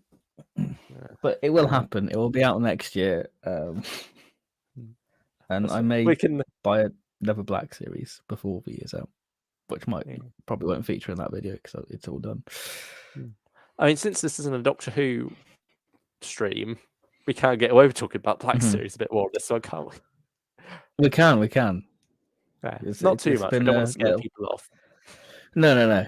It's been a little rabbit hole I've gone down this year, and you've gone down a little bit this year as well. Yeah, you've dragged me down there with you a bit. Yeah, I mean, how many have I got here? 1, 2, 3, 4, 5, 6, 7. I've got 8 figures so far. They're all sat next to me on the shelf. So I've got my little Bad Batch team mostly. I've got Wrecker, Omega, Echo, and Hunter. And along with them, I've got a couple of Mandalorian and a Stormtrooper. I've been good, and I've stuck to Mando and Kenobi. Yeah. Like, I've stuck to that. Yeah, but I'm not paying 25. I'm not paying 25 for one Grogu. You say that now. If he comes on sale at some point later, you will grab him. Yeah, because there's Maldo Crease Mando. Yeah. For sale at the minute. And I'm like, that's kind of tempting. I saw Axe Woves yesterday. I was good. I didn't buy him. I think you got to get him though, haven't you? You got to complete your trio of Mandos with I will get Axe. Koska. Yeah.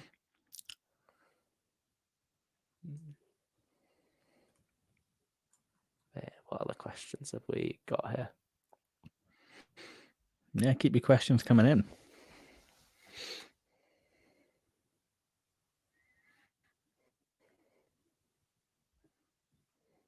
Where are we?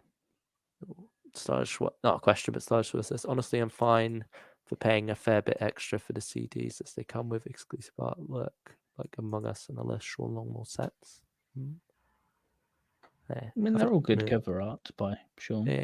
Yeah, Sean's probably my favourite Big Finish artist at the moment, to be honest. Oh, here we go. Sam's asked, what are you hoping to get on Christmas Day? I don't know. Socks. I don't know. Some jazzy socks. I don't know. I feel like I'm at the age now where I more want to be surprised with Christmas. I don't particularly want to ask. If I want something, I'll go buy it at this point. I think in terms of like Doctor Who stuff, I buy that myself. So it's kind of not really like Doctor Who things, but I have had one Doctor Who present this year what I've opened. Oh. And it's over there, and it's ridiculous. Oh, is that going to be surprise reveal for another video? It's not really. It doesn't deserve its own video. It's Doctor Who tat in the nicest way. And I can't believe I've survived this long without it, and it's finally caught up with me. Oh, it's your kind of Doctor Who tat, though. Whatever. It's definitely Doctor Who tat. Not a Tom Baker scarf, is it? No. I mean, I feel tempted to go and get it. Oh, go for it. I'll go and get it. Dream. Yeah, I'll go and get it. Ooh, and another similar question from Samuel, but slightly different. What are you expecting to get on Christmas Day? I did ask for a Ahsoka Black Series figure, so we'll see if that comes along as well. I can add that to collection. But yeah, like we say, Doctor Who stuff particularly, if we want it, we go buy it. Or often pre-order it when it's announced if we want it, and then get it on the day, like with Big Finish or the collection Blu-rays as they come along. Mm.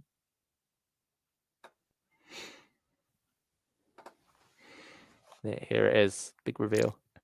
Chat, let me know if you have this highly sought after Doctor Who collectible. Are you ready?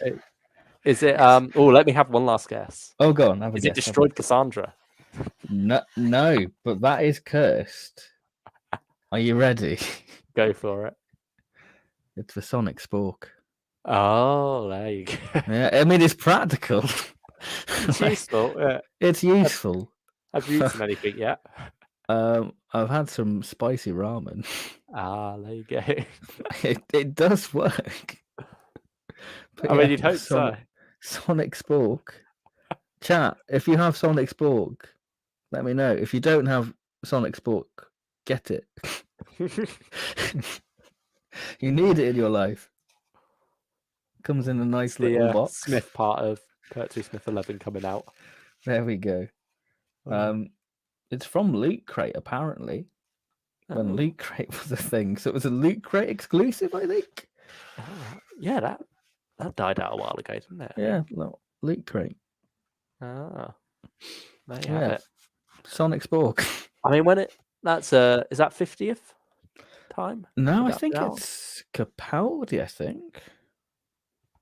Yeah, because it's got like the orange and yellow merch, I think 2014, 15. Yeah, but it's still got the DW logo. I thought they'd done away with that by Capaldi. I think it is definitely Capaldi time. Yeah, it's weird. Did the orange and blue come along with the 3.75 inch when they started in 2013?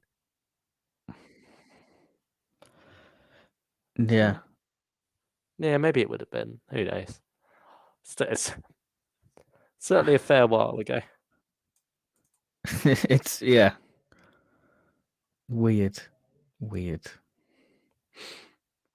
People talk about Tennant's era being the peak of merch, but that was the Sonic Spork, Doctor Who, White Goo, and Mr. Potato Head. I don't think so. I mean, I forgot and the bobbleheads, like the Clara bobblehead, that was cursed. I don't have that yet. I don't plan on getting it. It's all cursed. Still one bit of merch you won't touch. No, but I do. I'm now the proud owner of the Sonic Spork, so that's cool. Stylish one asks, why did Big Finish change the Daleks on the cover of the countermeasures set? So that's the Dalek Gambit, isn't it? The old Dalek looked so much better and fitted the cover and series so much better. I agree. I mean, in the episode itself, there is a reference to the Daleks looking different to how they remembered them. But yeah, I'm not really sure if there was ever an explanation as to why they changed. I think it was more just a surprise. We updated the cover. New series Daleks now. Was it trying to get like new series fans to listen to countermeasures because it's bronze Daleks? I don't know. Maybe. Yeah. I mean, countermeasures sort of died after that. I mean, it's been dying for a while, really. It just limps on countermeasures. Yeah. It's like they want to keep the actors going and happy with Big Finish, but they're not getting the money from the audience to back it up, sadly. Yeah, I mean, speaking of... I would have probably picked it up if it had the classic Daleks. Along similar lines, on the recent podcast, Nick Briggs mentioned that although the comic strip adaptations didn't sell that well initially, it's been like a strong one going forward. Like, presumably with most Big Finish, you get the big surge like when it comes out and pre-order, and after that sales drop off. But apparently that's been a consistent seller ever since. So we might get a second volume of comic strip adaptations. I think it's only going to get bigger next year. That's all I'm saying. And I think we'll have to do something on comic adaptations. Yeah, it's been one we've both been wanting to go back to as well, isn't it? Because it was a good set. I think that's really good 3 set. years old. Oh, that's rough. 2019. Yeah, that is a weird thought.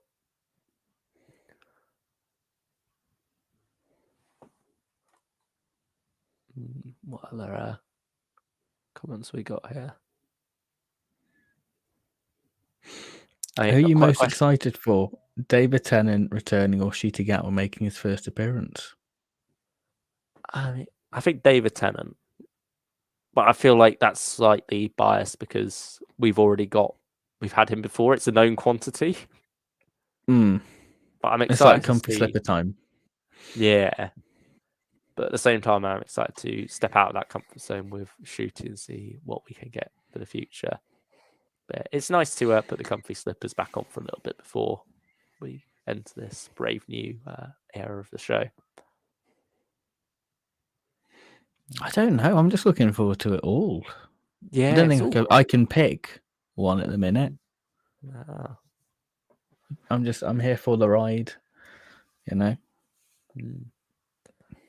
Brian Smith says, I've lost interest a bit with Torchwood without John Barrowman. I'd sort of disagree there and feel like it's with Big Finish, they've expanded Torchwood a lot, gone like more into the world of Torchwood and really pushed what it can be. Yeah, they've explored Torchwood more as a concept. I mean, we're going into the 70s next. Especially with double. It sounds quite exciting.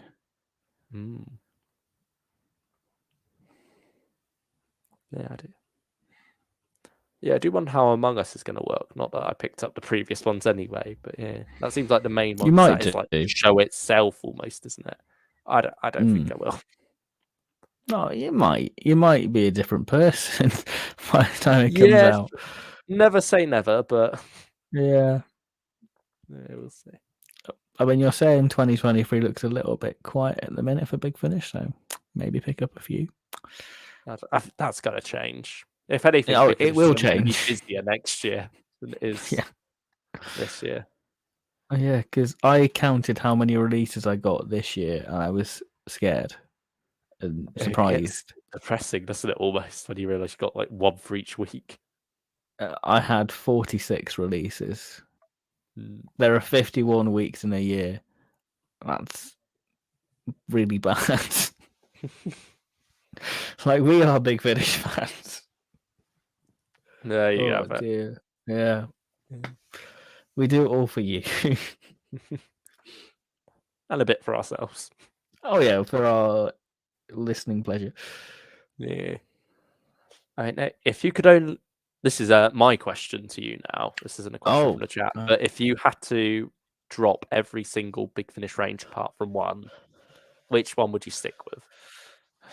I think it would have to be Third Doctor. I feel like it's either Third Doctor or Fourth Doctor for me.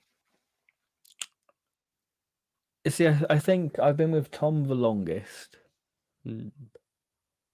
Because he's like the closest thing we have to like 70s Doctor Who.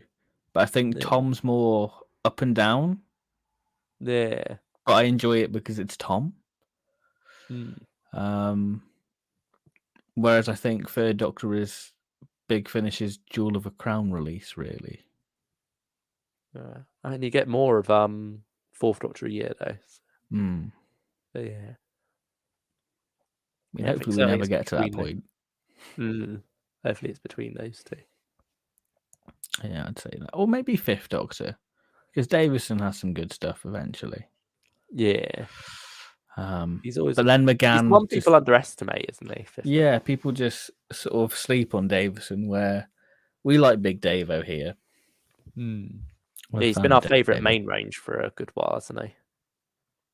I'd say since 2015. I think he's just been the Doctor you've got to have your eye on. Yeah.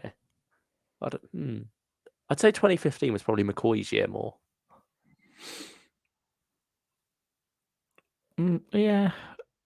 But I think the Space Trilogy was... But that was like quite a sleeper trilogy, like Equilibrium. Didn't think that one would slap so hard.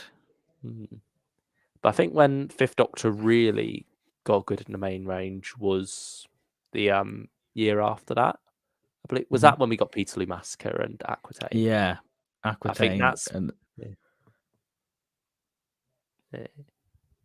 that's when he really started blowing our minds. But even before that, really, with Fifth Doctor box set, I think was a new beginning for the Fifth Doctor Big Finish. There's it's wrong to say like breath of fresh air, but it was. Mm. Because we'd just got into Big Finish then, but yeah. Yeah. I mean, that was my first Fifth Doctor release. Hmm. I think it's a perfect way to get into it. Of this Doctor. Yeah. Samuel asks, Luke, what is your favourite Doctor? I mean, probably second. I'd say. Still my favourite? Yeah, still my favourite. Still my favourite. I'd say top 3 would be second, third, and 10th at the moment. Mm. Top 5, second, third, in no particular order. Second, third, 10th, 4th, maybe 5th. I don't know. Eccleston's not there. Or 12. No. Who knows? How about you? What about you? Top 5, no particular order. I mean, we know what number 1 is, and number 2 actually. Pertweesmith. I'd go Tennant, Davo. Oh, and I'd probably. And I'm gonna say Hartnell. Oh, he's always one that still gets left out, but is very good. He's one where you know he's good, and then you sit down and watch him. You're like, oh, we're so lucky to have had him. It's always like harder to compare because he's a different beast of a Doctor, isn't he? He's not the Doctor that we know, but you can see him forming to be the character we fell in love with. Yeah, that's it, really. After a lot of pushback towards standalone releases and a lot of love for arcs, what do you think Big Finish are going to do? Go back to the more intertwined arcs or more loose arcs, or stay standalone? I'll start this one. I mean, I would love more Dalek Universe type box sets. Yeah, I'd like arcs that are more short and quick to finish. Yeah, like a 2 box set.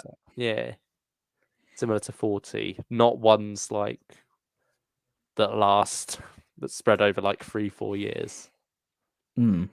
Because often with those, you sort of forget where you were at with them by the time the second one comes out. I think that was the problem with Stranded, because we really liked the vibe of Stranded, and then it just got so far with releasing, then you're like, what? You know, yeah, that's definitely unfortunate. But I mean, that's more what we want. What do you think they'll do more of? I think it's going to be much the same, to be honest. Yeah, I think it's going to be a mix, really, isn't it?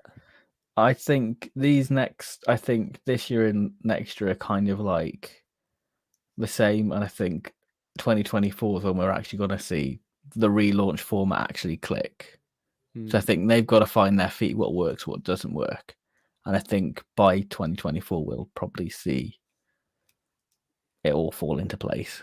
Yeah. I imagine first Doctor, third Doctor, fourth, fifth, 7 and 8 are going to be more stick with the standalone stuff. And then sixth Doctor and second Doctor is where they seem to be doing the arcs at the moment. I would like to have more first and second Doctor.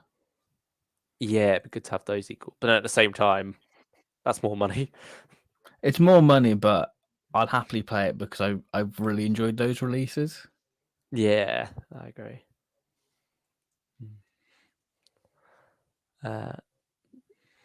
Sarashwan says, since you're both big Katie Manning fans, I'm surprised you haven't listened to Irish Wild Time series 2 to 5 is all on for free on Spotify.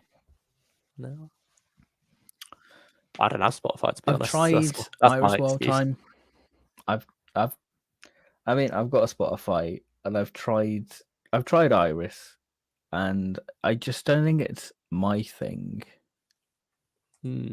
So, yeah, I mean, I tried listening to like the parody of the TV movie. I think it's like the Panda Invasion. Didn't quite get it, I'll be honest. I think Paul Marks has a bit of an acquired taste, isn't he? I mean, I like Paul Marks. I loved Baker's End. I loved Muse of Fire, Peterloo Massacre.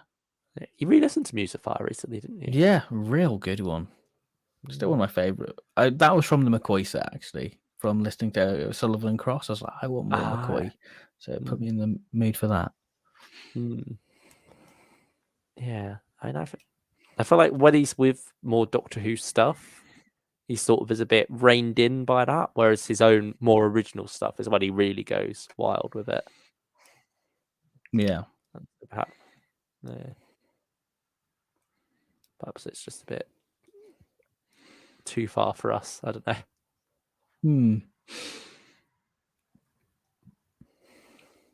But I think it also comes down to how much time we have. Like, it's not just, if anything, time is more of a problem than money when it comes to listening to Big Finish. Yeah. Yeah, I can agree with that.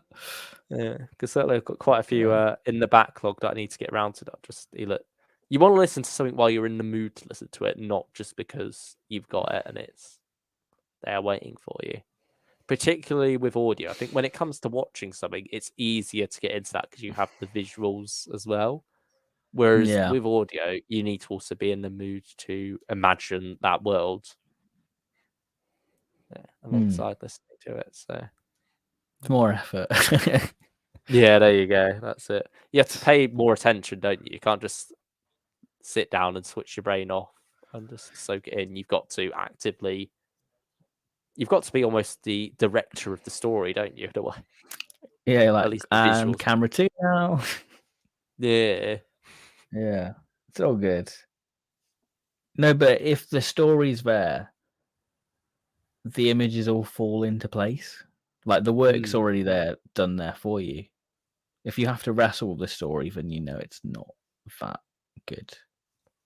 Yeah, that's it really. I think that's the other problem some audios have. And sometimes it's a problem that you almost create yourself when you're imagining something and then something in the audio contradicts something you've just imagined for yourself. Similar to like novels as well, isn't it? Yeah. Like you'll be imagining something one way and then something will come along and reveal it's been something different and you'll be like, oh, I've got to imagine it this way now. That's not how I pictured it. Yeah. It's like, and I mean, sometimes with Big Finish, the covers don't help that much, do they? No. Because Ravencliff Witch, you've got the Fourth Doctor on there and his what is it called? Deadly Assassin get up, haven't you? Yeah. So you're listening to it at first, imagining that, and then there'll be a reference to the scarf, and you'll be like, oh, he's actually in his standard costume. And so you'll have to like switch in your brain what he's been wearing. And then he doesn't wear it for long because he gets like is it a lighthouse keeper coat? Yeah, Or he gets whatever? spare clothes, doesn't he? And I think he also gets changed to like a suit, doesn't he? To potentially, yeah, like a grey suit, wasn't it, or something like that? Yeah, that's the like press circuit Tom Baker is. I guess. That's him when he's just been married to Lala Ward. Why not? Oh, what's that interview? The one where he's saying, "Oh, I love spending money. Money's in my I love pocket. money. Spending. And so I go get a gin and tonic." Oh, it's great. What is? It's like the It 10th one, isn't it? It's the one when he announced he was leaving the show, wasn't it? Yeah, I think so. Yeah. It's funny how much interviews have changed since then, because I feel like now if someone's interviewing someone, they'll be like, "Ooh, David, tell us about the new series. What can you say?" and such. Whereas back then it was much more. I guess that was frowned upon. Yeah, it's more they want to get to know about the person. Whereas I guess now, because we have social media, because we have much more behind the scenes stuff, we know about their personality much more. Yes. Whereas back then, if you didn't say meet them in person, you wouldn't have that knowledge quite as much. Especially with just how easily accessible it all is now. You can just go and grab any old David Tennant interview, really. Whereas with Tom Baker, that interview would probably been the first time a lot of people saw him interviewed, and they wouldn't have had another chance to see an interview again until the next one comes along. I mean, the Tom Baker interviews are so weird from like the 70s because you'll have him on Swap Shop or Saturday Superstore, and you're like because he's like dressed in proper like Fourth Doctor regalia, and he's still like in character. Yeah. And like he snapped at one of the presenters going, "I'm no more Doctor Who than you are." Insert news presenter's name there. So like it's such a bizarre thing, really. Yeah. I suppose the other thing is so much of it was done as live, wasn't it? So you can't cut that much. And I think Tom Baker himself has mellowed over the years. Oh yeah, he's definitely not as fiery. Yeah. He sort of has a bit more fun now, doesn't he? He's got a twinkle. He's a naughty granddad. There You know, you have it. he's a cheeky granddad.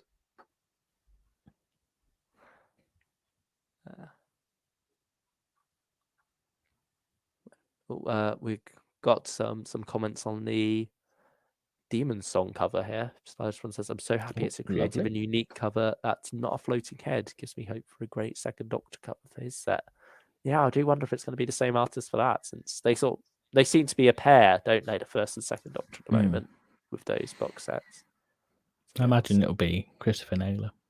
Yeah. I don't know. I hope we get Jamie on it still, though. And I hope it's colour similar to what it was with the second Doctor ones. We'll see. I mean, what could the box set be called? Could it be like Return of the Highlander or something? Highland Fling. I don't know. Hairy legs are back. Chaotic gay energy. Look at the size of that one, Doctor. And then the third box set, yes, it is Jamie. Yes. And then third, 11th Doctor Chronicle, Who Man? There we go. There it is.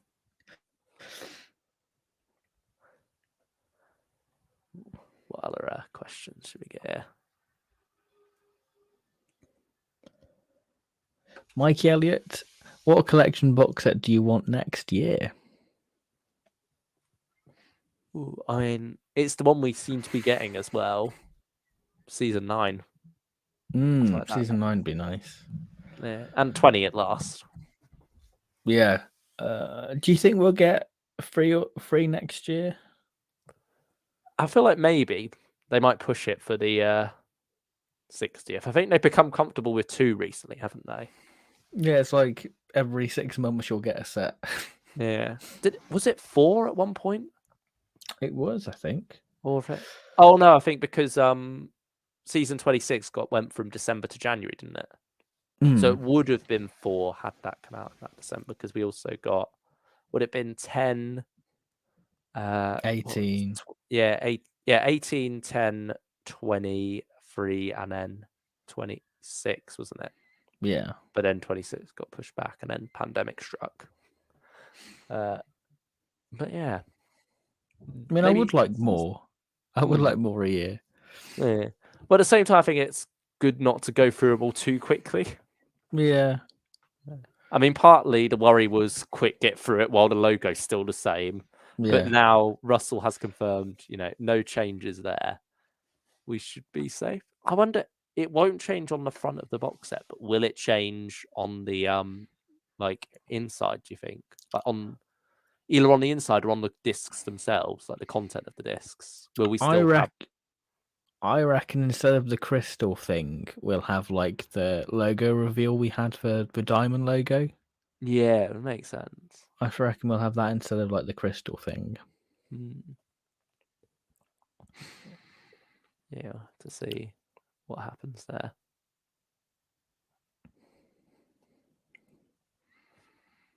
But it would have been nice to have 20 this year, because then we could say we had 20 and 22 in the year 2022.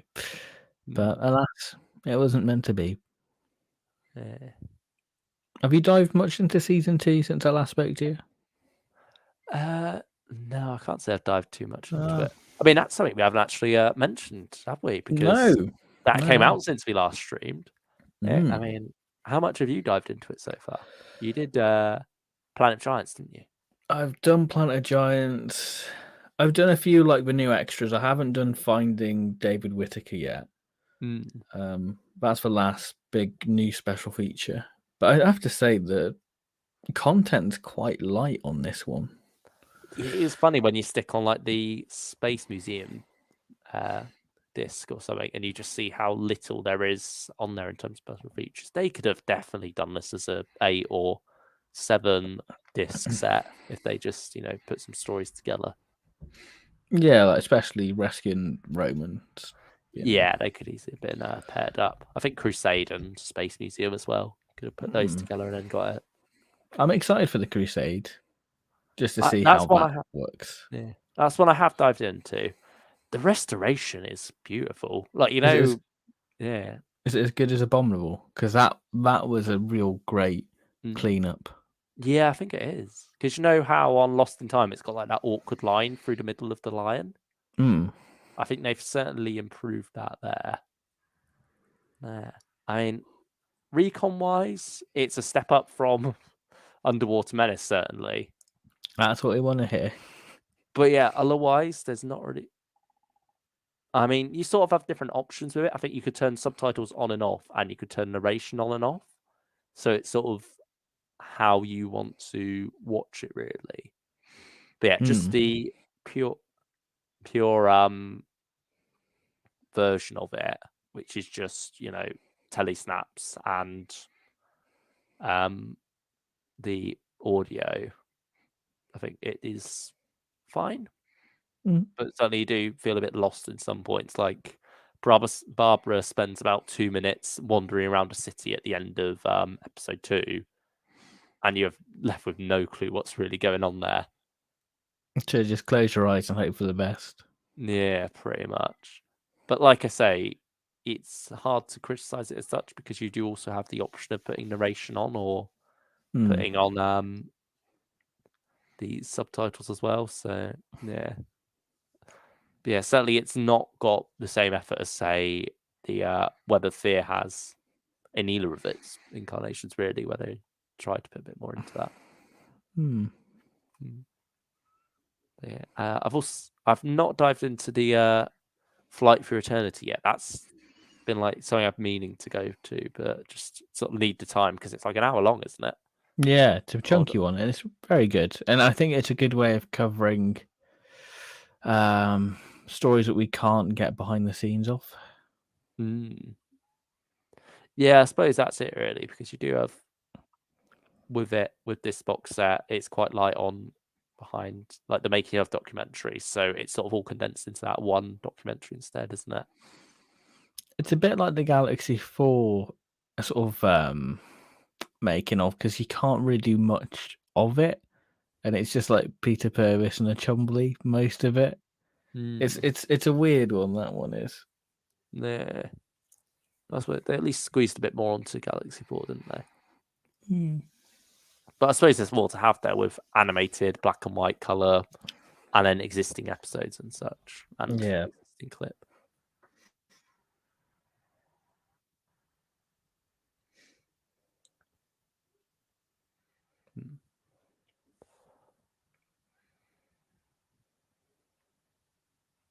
Oh, Miss Monkcatchers, I got hot chocolate. What's going on? I mean, that was over an hour ago, so it's. I hope you drunk it all by now. Otherwise, it's cold. Yeah, let us know what hot chocolate it was. It. Was it Cadbury's Galaxy? Whatever. Cadbury's. Let us know. Cadbury's. William Russell. I think that was kind of a hard watch. That one. Oh yeah, Conversation with William Russell. Yeah. Because obviously with the news what came out about him, it's kind of a bit of a struggle for Matthew Sweet. I know it was recorded back in 2018, and I'm glad we have some form of conversation, but you can tell that it's kind of like one word, like, yeah, that happened. Yeah, it wasn't have his hand held a bit through it. Yeah, it's not like I'm gonna give you a cue.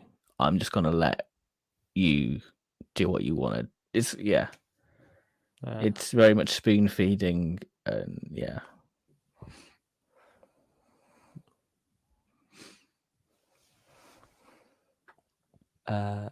Joe Bowers says, "Do you think we'll get any older Tegan stories on Big Finish?" I think we've got to at this point, haven't we?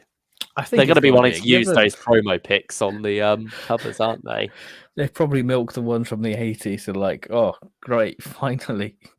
It's like McGann in Power of the Doctor, right? We've got a new 8th Doctor content, boys. Yeah. Slap her on the cover.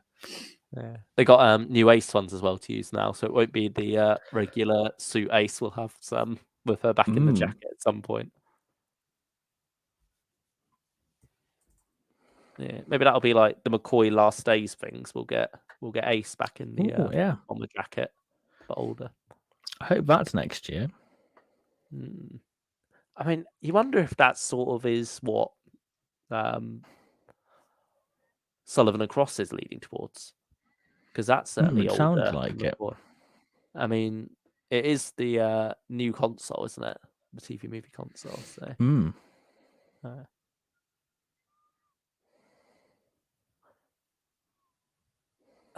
Dragonbugs asked, "What is your opinion on Big Finish overall this year?" I mean, we sort of already answered this one, haven't we?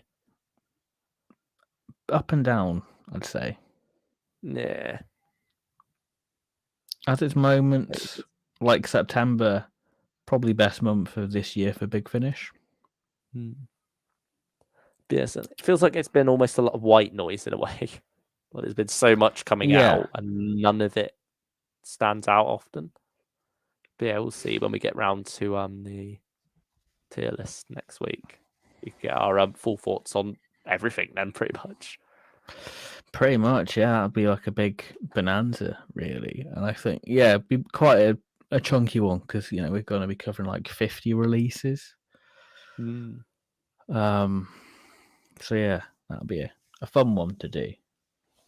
Stylish one asks, will you be picking up any Big Finish originals while they're on sale? I've picked up in Sixpence. Did you pick up the second one as well? No, I've not picked up the second one because it's not on the sale. I think it's still on the retail price anyway. But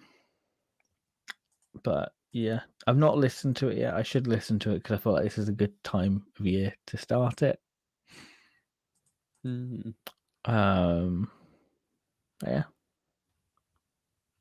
Gonna have that sophisticated audio drama feeling of like, I'm not listening to Doctor Who, I'm listening to a Big Finish original, I have you know. Yeah, there you have it. So yeah, Mr. Monk Actress earlier mentioned Banner Cavalata, of course, and Stylish wants to come up with a good reply here. If the Monks of Balhoun could get one, then so can Banner Cavalata. Good point. Very true. Hey.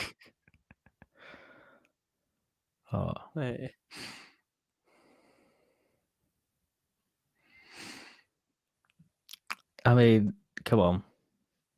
It's a 60th year. Monk Actress, when you said that, Stylish, I typed in Mox into Google and it came up with fan art of him and the Ninth Doctor with a joint. That is very you, Mr. Monk Actress.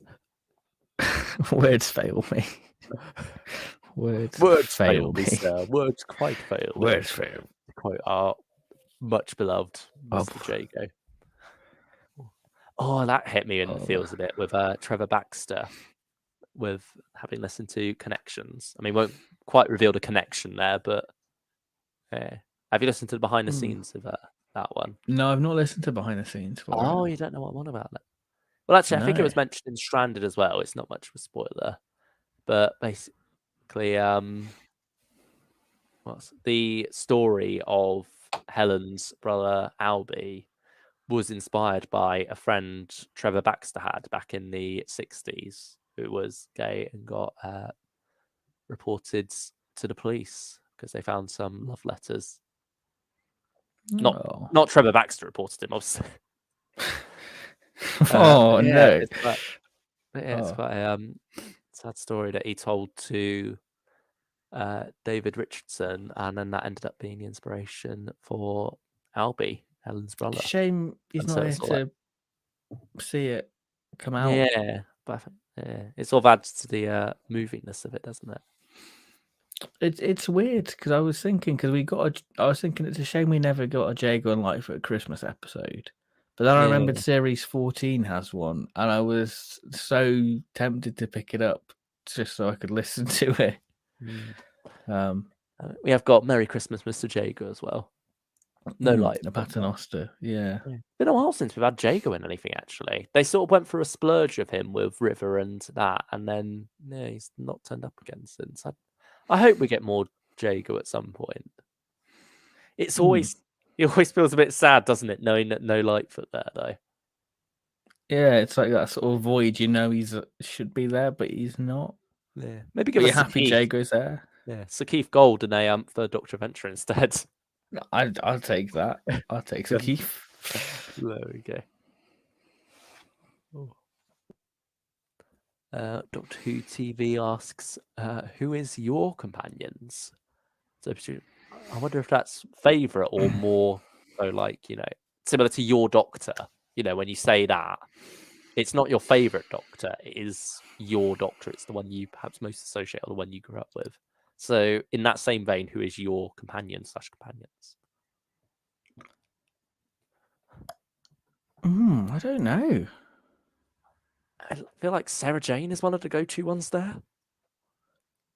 See, Jo's my favourite, Hmm. but I wouldn't say she's mine. Yeah, I feel like it's more of a Stan Twitter thing, isn't it? To feel Yeah. almost have ownership over a companion. And like Turlo's got his fan base, doesn't he, over on Twitter? I mean, Turlo's Bowl. That has a separate fan base of its own. That's a separate. I don't know. It's wrong to gatekeep, but yeah. Yeah, I'm not too sure who I feel like I've always grown beyond that now. I feel like maybe back in the day I'd have said Jamie or someone, but yeah, now I don't. I don't know if there's one companion I particularly go for. Because I mean, part of me would want to say Rose because it's sort of like, she's the first one I really properly knew and grew up with alongside Ninth and then 10th Doctor. But I don't know, like compared to the Ninth Doctor there being the one I grew up with, I don't feel that same connection with Rose as a companion at this point. I mean, I'd want to say Donna. Because I feel like that was like peak childhood Doctor Who, wasn't it? Series 4 for me. Yeah, I feel like it was. But I don't know if Donna was particularly the reason for that back then. I feel like I've grown to love her a lot more since. And so when I think of Donna, I don't really think of those childhood memories and think of her as my companion. I more just think of her as a wonderful character from, the appreciation I've grown since. For me, when I was getting into like Doctor Who, I wasn't interested in the companion. I was interested in the Doctor. So like the companions were just kind of blurred. And it wasn't until I got older where I started to appreciate the companions, Yeah.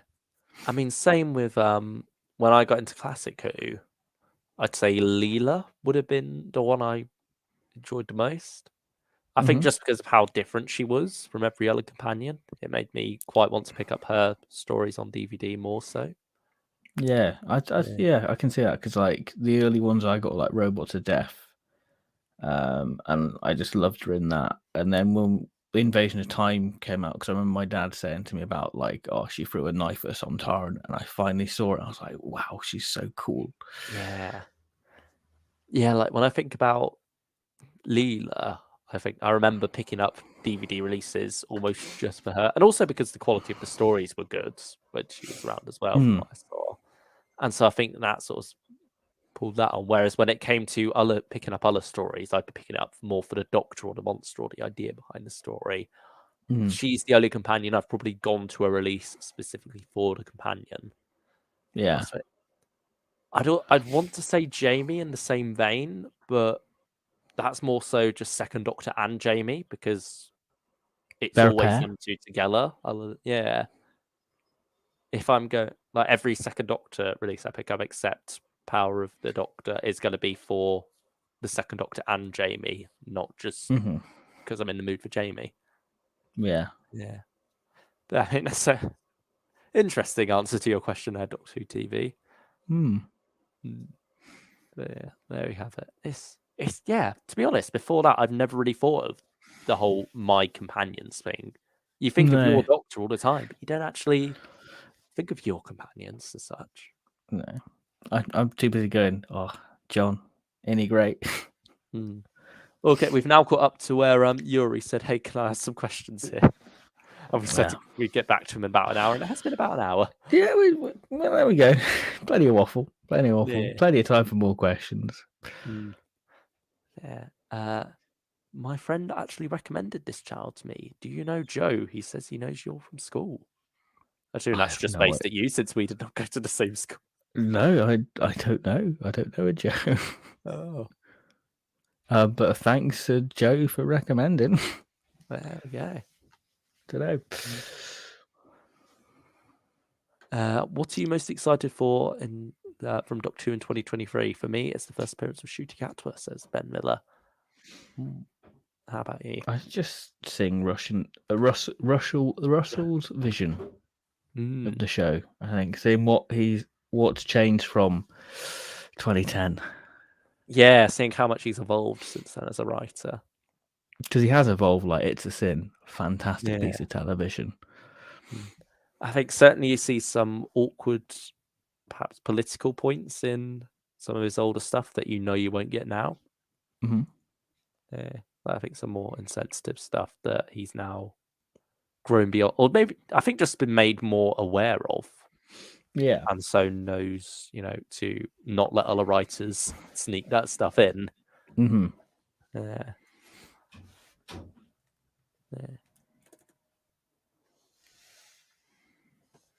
Who is your favourite Doctor Who and Heidi High characters? Have you seen Heidi High? No. Me neither, so I'm afraid I can't really answer that one. half of it. But yeah. Can't answer that one. Favourite Doctor Who characters? I suppose. Should we go more like beyond Doctor and companions, like favourite? Okay. I mean, Jago and Lightfoot, of course. Jago and Lightfoot's a good one. Pigbin Josh. Oh yeah. Yeah, you had your sit down to watch Claude's Backsource recently, didn't you? Or I got a bit carried away with Third Doctor actually. I did Claude's It's easy. I told easy you done. about. And then I went for Carnival of the Monsters because I feel like that's also got a Christmassy vibe to it. Mm-hmm. Yeah, with like the presents and the colourful costumes and such. It feels quite right. And then from there, I thought, you know what, I'll stick on Frontier in Space as well. I'm in the mood to continue. So then I went for Diego Planet. Yeah. Then I went Good man. Oh, you've probably done the whole of the series. Yeah, season 10. Yeah, I got season 2. And then rather than watching through that, I've ended up watching through season 10 instead. It's fine. Yeah. I feel almost bad that I didn't do 3 Doctors first. I might go back to that now. To be honest, 3 Doctors is a great Christmas. It has that warm, cozy feel to it. 3 Doctors. Yeah. I feel like the Girl Guards as well. They sort of have a Christmassy villain vibe to them in a way. They are a bit pantomime-y. Yeah, and maybe it's like they're almost ball-bally. Okay, that's a funny way of. They sort of have that quality to it. You can imagine a Girl Guard hanging from your tree. Sure. Our friend Adam, the Ultimate Whovian, likes to put his drashing on top of his tree, doesn't he? I mean, it fits wonderfully. Have you done the same this year at all? No, I haven't. I should do actually. Nah, yeah, fake fan. Tweet that. Have you watched Carnival yet? No, I've not watched Carnival. Do you think you will? I think I might do tomorrow. I might do it tomorrow, Stick the drashig on the tree and then tweet out a picture of him up there while you watch Carnival. Yeah, Elon's gonna love that.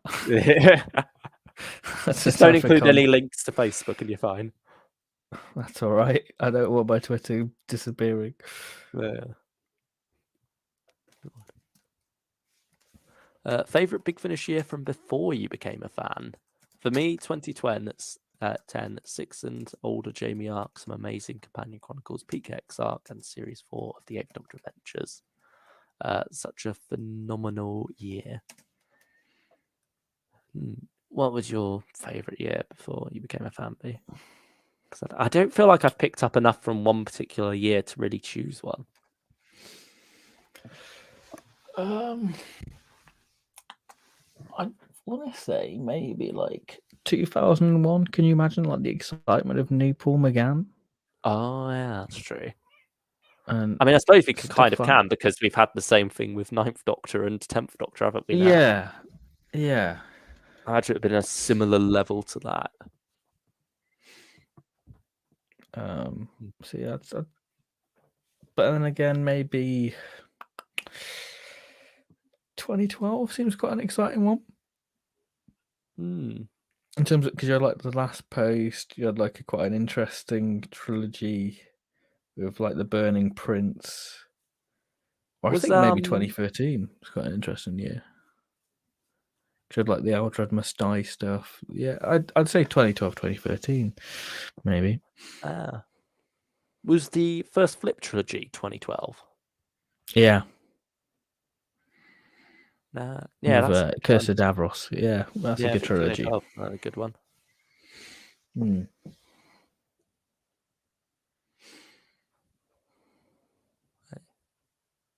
Do you think Doctor Who is looking bright for 2023? That includes Big Finish, 60th anniversary figures, etc.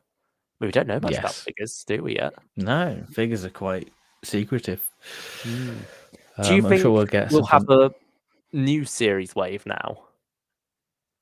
I reckon so. I reckon we'll have.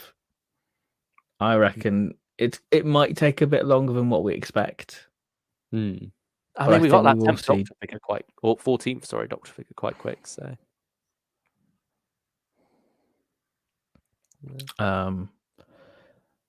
Yeah, I think it maybe not next year, but I think the year after. I think it's like what Russell says, we've got to build the empire. yeah, it's all about getting it all into position. But then again, I feel like with how early they started filming, I think there is time to get figures out at time to the 60th specials. Like you can get a Donna out, you can get a Neil Patrick Harris mystery character out. Toy maker. What was that? You seem to have Nothing. spotted something out there. Get a Wilf Something out. about Meep? Something about a Meep?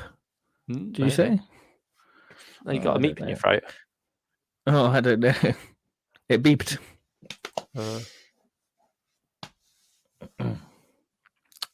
Yeah. We've had Choose Cat to a costume reveal as well, haven't we? I mean, you've done a whole video on that. Yeah, I have. Check that out. Well worth checking out. You reveal the cost of for cosplayers, don't you? Yeah, that'll stings cost the you wallet a about bit. 1,400 quid.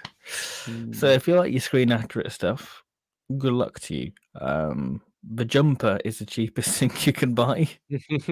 That's 14 quid. It's a woman's jumper, so H&M. So if you want it, everyone on Twitter is buying it. You have a woman's jumper, my Time Lord.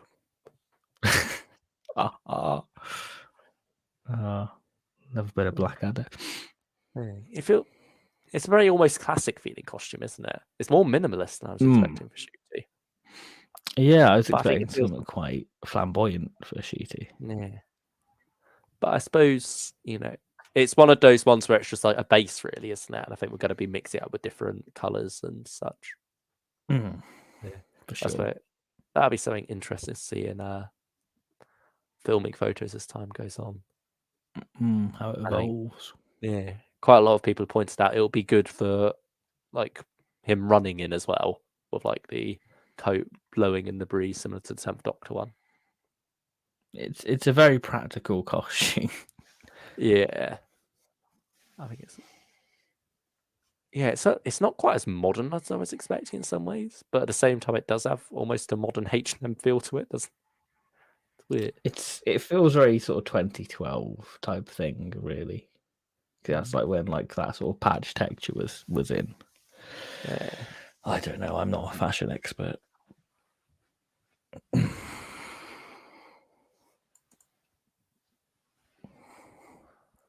Much as I love Doctor Who evolving and changing, I know it's what turns people away who are casual fans. Once their Doctor leaves, they leave too, unfortunately. Yeah, sometimes that can be the case, sadly.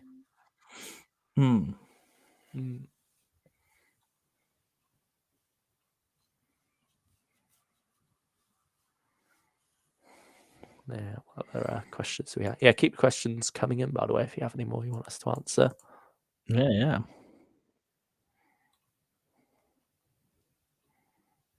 I hope for the new... I got more hope for the new series because Russell knows what he's doing, I hope. Yeah, I think Russell knows. Russell's had time to think this all through. Yeah. Doctor Who TV is putting some Doctor Who music on. Very nice. Enjoy it. Why do some people really dislike the Pertwee era? I personally think it's an absolute gem of an era. I mean, you'll find we feel the same here. Those people who dislike the Pertwee era have a lack of taste. I haven't seen much hate for the Pertwee era, to be honest. I don't. I'm glad because I'd cry. I feel like more Hinchcliffe era seems to get targeted a bit. I guess because it's like it's contrary because it's like everyone loves Hinchcliffe, so it's like maybe it's hip and cool just to like crap on it. I don't know. People just like to destroy stuff you like. Yeah. But I don't know. Some people just have genuine. I feel like one of the more common criticisms I've seen is that it's boring, apparently, which I don't really get. But No. everyone has different tastes, don't they? Because like the Pertwee era is so radically different to what Doctor Who is, but then it's the template of the revival. Really, I don't know. Yeah. I mean, I'd say it's the most consistent era as well. Yes, 100%. Like Well, maybe there's no only bad story in the Pertwee era. Yeah. Very close with the first Ross T. Davis era is the most consistent. I think they're both very solid stuff.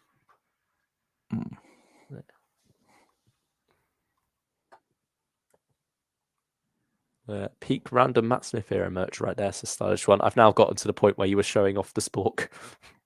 This is how far back we are now in the comments scrolling.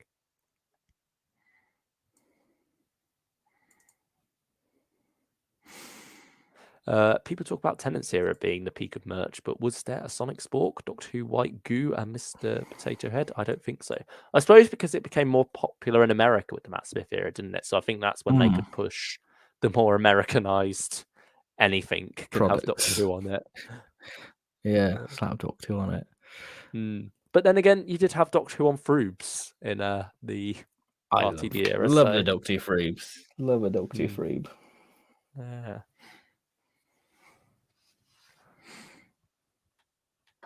Will you be getting 4th Doctor Adventures Series 2, Luke? Also, will you listen to Jenny Series 2 and 11th Doctor Chronicles Volume 2, Ben? Luke, have you got a Series 2 of 4th Doctor Adventures? I've only got the Jacob and Lightfoot episode. I did. You need get on it. Get on it. Yeah. I sort of looked at them the other day and saw that most of them are actually gone now because they got rid of the physical copies, didn't they? Well, you will have to go on eBay for that then. Yeah.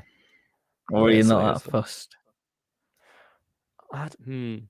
Maybe I'll find some more in the back of the warehouse at some point and I'll quickly grab them. Yeah, I think.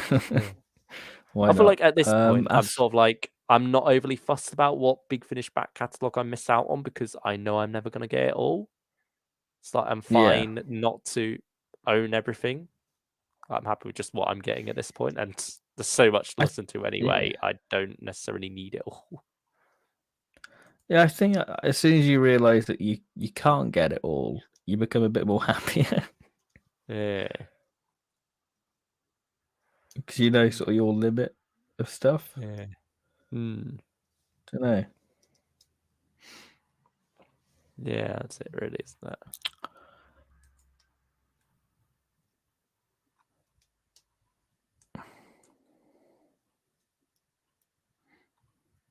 Yeah. Oh, Doctor Who TV said I probably will bye. get I them. mean, not bye. So I'm sure you're sticking with us for a little longer, Doctor Who TV. Thank you for. I guess hello. Yeah, hello again. Yeah, thank you. Hello again. Hello there. General Kenobi. Well, there we go. What are your opinions on the Sarah Jane Adventure episodes being edited for iPlayer controversy? Have they edited them as well, then? I haven't really seen. I know they've missed out the Curse of Clyde Langer. I don't know if they. Yeah, I've not heard that they've been edited. But then again, this is another reason why to buy physical media. Yeah, I mean, if I wanted to watch Sarah Jane Adventures, I would just stick on the Blu-rays, to be honest. But yeah, it's odd that they did it Sarah Jane Adventures, but yeah.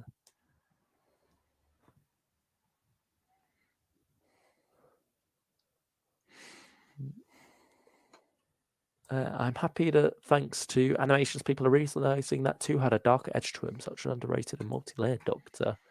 mean, I feel like people already knew that thanks to Tomb and the Cybermen, really. That's probably the main showing of the Second Doctor's Dark Age, I'd say. Yeah, the more manipulative side. I think that's the first time something like that really comes along, isn't it? Although, Yeah, I guess it is. Evil Yeah. as well, actually, with him manipulating Jamie. Yeah, but that was missing. Yeah. So I guess Well, that having does the come through animation, with the people can animation. see it. Mm. Yeah. Overall thoughts on Baker's End. Also, what non-Doctor Who audios do you own? So, I mean, I've not got Baker's End, but you do, don't you? Yeah, Baker's End, a lot of fun. It's been a while since I've actually listened to it. I mean, didn't it come out around 2014, 15? I think it was 16, I think. But yeah, they're a lot of fun. You have Tom Baker as a giant cat. It's funny. It's it's perfect audio listening for this time of year because it's just just fun. Really, it's just light listening. You don't have to pay much attention, but there's a story there. I didn't pick up the Colin Baker one. That was a step too far for me.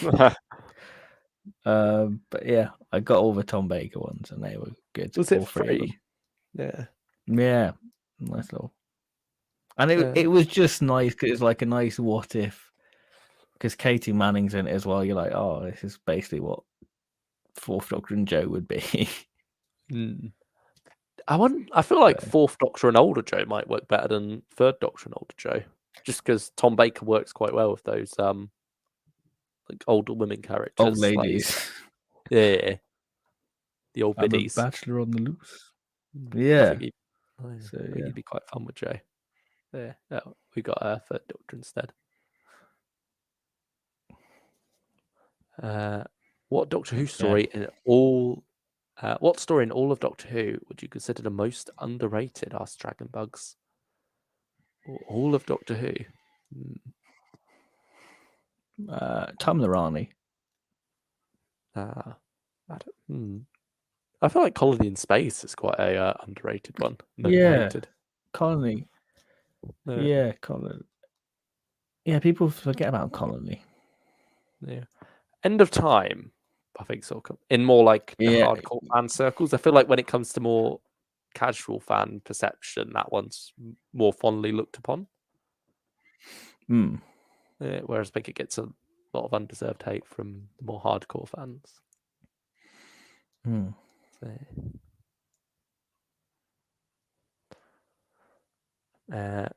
Apparently, Wendy Padbury let slip at convention that she recorded a behind the sofa for season 9 recently. Yeah, I think you mentioned that to me. Confirmed. Didn't you? Yeah. Yeah. I mean, she has been bouncing around a few of them, hasn't she? She did season 2, of course, most recently. I think she'll be with Janet and Sarah again for that. Because they seem to be like the go-to. I think so, yeah. I'd say ones. That. Yeah. We'll get a doctor. Davison, Sylvester, or Colin. Because we had Colin for 17 after all. Yeah, that was an odd one. I don't know. Yeah, I don't know.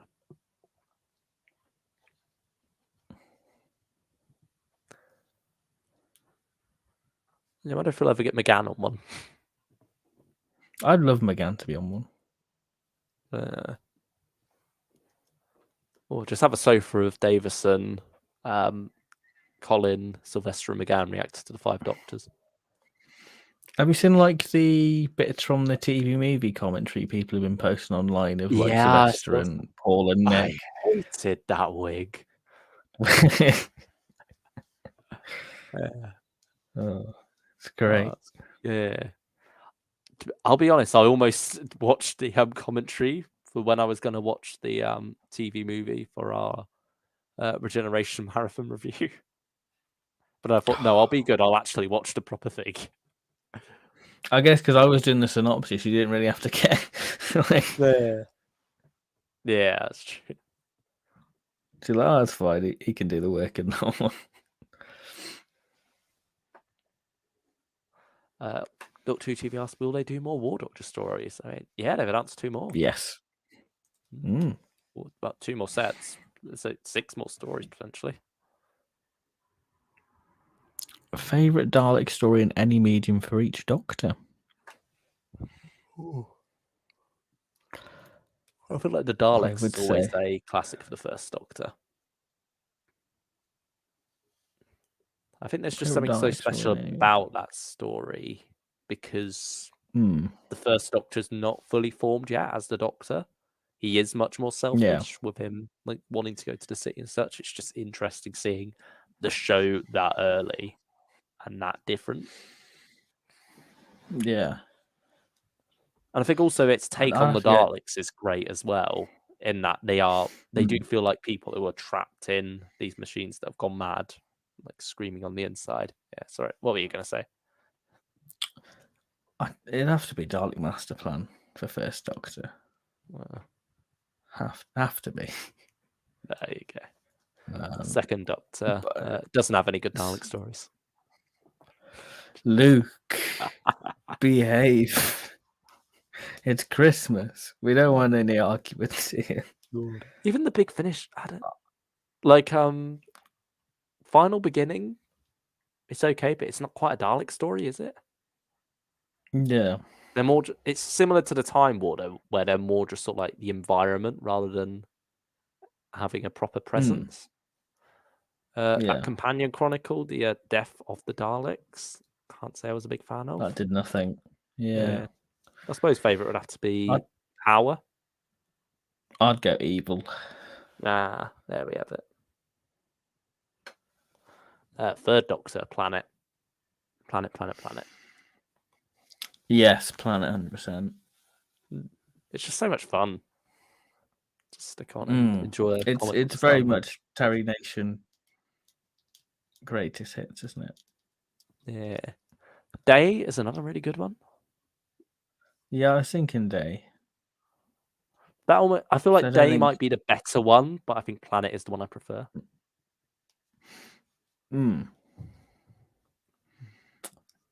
He hasn't had many Big Finish Dalek stories, really. Like Poison of the Daleks is all right. Conquest of Fars just a bit like all right. Yeah.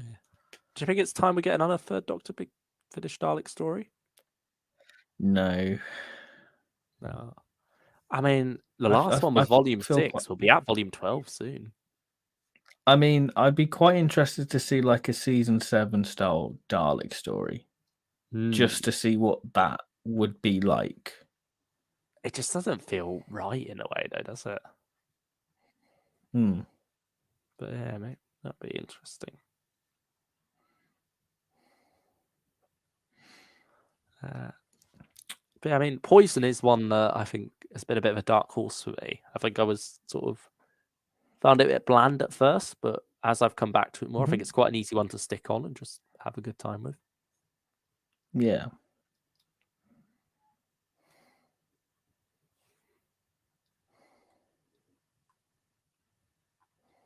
Have you ever done a rewatch of any number of stories with Big Finish audio slotted in? I have not. Have you? There's one. I remember doing it. I'm trying to remember what it was now. But I have done it once.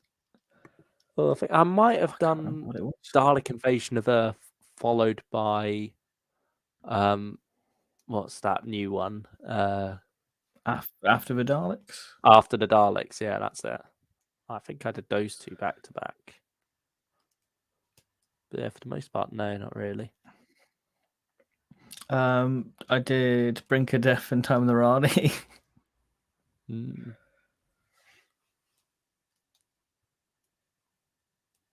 I think that's it, really. I think I have done another one, but I can't quite remember. Yeah, I feel like with that as well, it needs to be more of like a longer thing, really, doesn't it? Like similar to when you watch a collection set all the way through. Yeah. Yeah, maybe I should, instead of Green Death, I should have gone for what's that? Conquest of Far After Planet. Yeah, you should have done that. Got the whole like season 10 experience. Yeah. Joe Bowers asked, now that Jodie's era has finished, have you guys considered doing a wish list of characters/elements you would like to see used in Big Finish? It's new era that would benefit the most from being expanded upon. That could be an interesting video idea.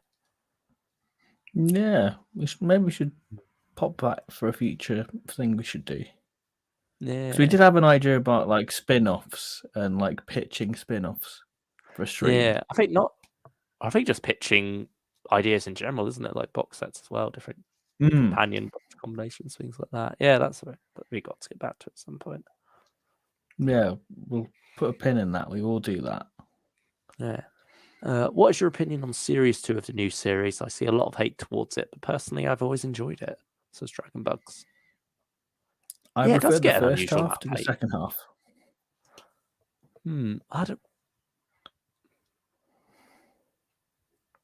I feel like I like a lot of it up to Impossible Planet.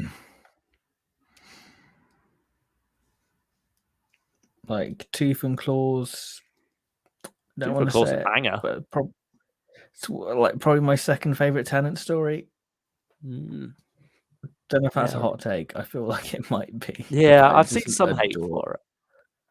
I Yeah. adore it. Adore it. I mean, I'd say Series 2 is my least favorite Russell series, but that's also not saying much. I'd probably say 3 for me. They're both very. It's definitely 4 at the top, then 1, and then either 2 and 3. I think 3's kind of like a sleeper series. Like you start watching, you're like, oh, actually, this slaps. I feel like 3's probably got my least favorite Tennant episodes though. Like you've got Shakespeare Code and 42 in there. Yeah. No. I quite like Shakespeare Code. I went off it when I rewatched it recently. I don't know. I feel like it's certainly got some dodgy dialogue in there. And then along with that, I feel like why it sort of bores me a bit. It feels a bit awkward. It's not the most poorly aged story. I think that's Revolution of the Daleks. Oh, that one aged like milk. Oh, horribly. That one aged the before worst it even story came out. Yeah. Oh dear me. Theresa May was a prime minister. Oh dear me. Yeah. Horrible. Horribly aged.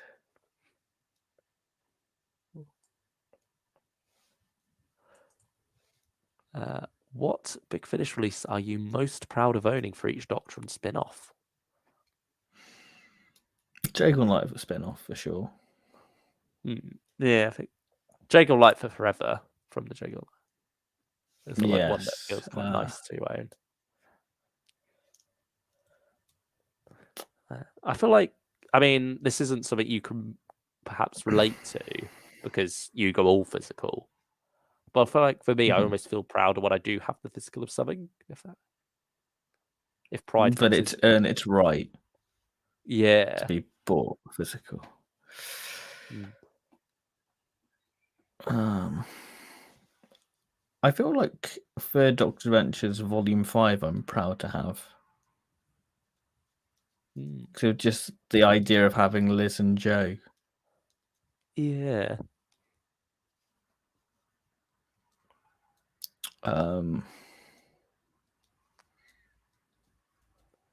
Maybe the Outlaws. I mean, you know, we've shot on the cover, but I think having it physically, there is something quite special about it, and knowing that it's the start of a new First Doctor in Stephen Noonan, there's something quite special about that physically. Yeah. There's the Second Doctor, I don't think has it been a standout? I say Daughter of the Gods, actually. I think for Second Doctor. It's that nice what if celebratory of like 5 years of Doctor Who. I suppose 10th Doctor cheating a bit, but all of Dalek Universe having that on vinyl. Yes. Oh, he's a bougie man, you see. Yeah. Like you don't have your 9th Doctor vinyls. Well, you've got 9th Doctor vinyls too. You've got, what's it called? Demon's Nest or whatever it is, vinyls. Yeah, yes, and I have the other one as well, but it's underneath That's the like the Christmas tree. yeah, that's the bougiest of vinyls there. Yeah, You got like a whole coffee table pamphlet in it. and it's signed by the Tom Baker. Mm. So now, Joe Bowers asks, "Do you like James Bond? If so, who's your favourite?" John Pertwee. I like James Bond. John, yeah, good answer. He's the John Pertwee. I like. Yeah, I'd say Roger Moore. I like Roger Moore. It's something I used to be into. I need to go back into that. Watch some of the old movies. I normally watch them when they're like ITV on a Sunday. I'm like, oh, go on then. I thought, yeah, that's like a regular feature there, isn't it? Yeah, I just find myself getting stuck into it. Oh, go on then. Did you ever eat or buy those tinned Doctor Who baked beans and pasta from the Tennant era? Do not go back and do one of those you've had in the back of the cupboard for 10 years as a video. Funny you should mention that, Luke. I might have a tin lying about somewhere. You're waiting for me to come round so you can poison me. I know, it's my pension fund. Right. I did have like the Doctor Who pasta. That was a wild thing. Not as wild as a Froob. Froob were top tier. Yeah, I don't think I ever got any of those beans and pasta. There you go. Mad that Big Finish randomly found all those Robin Hood CDs over 10 years after they released. Like, how did they do that? Yeah, that is a odd one, isn't it? See, this is what I find interesting. Do you think actually go out of print? Because when I did like a Companion Chronicle sale order, instead of getting one of the Zoe ones, I got the Time Museum, which at the time was out of print. So I don't get it. There must be some like something online, like on their system, where they haven't quite updated it right in some ways and sort of not done a proper inventory or something. Like maybe when they have to send out replacements and things, they forget to update it properly, and so that's where some things go or something. But yeah, I don't know. Like, I'm assuming for that Robin Hood stuff, maybe they just had it all in a box that was unlabeled or mislabeled, and so they someone opened it up going to get a Star Cops CD or something to send out. Why would they get Star Cops? I don't. That's just the first thing that came to mind. They opened up a random box thing, and then suddenly it was Robin Hood, and they were like, "Where's this? Did we get rid of all these?" Maybe that's where that came along. Oh, I don't know.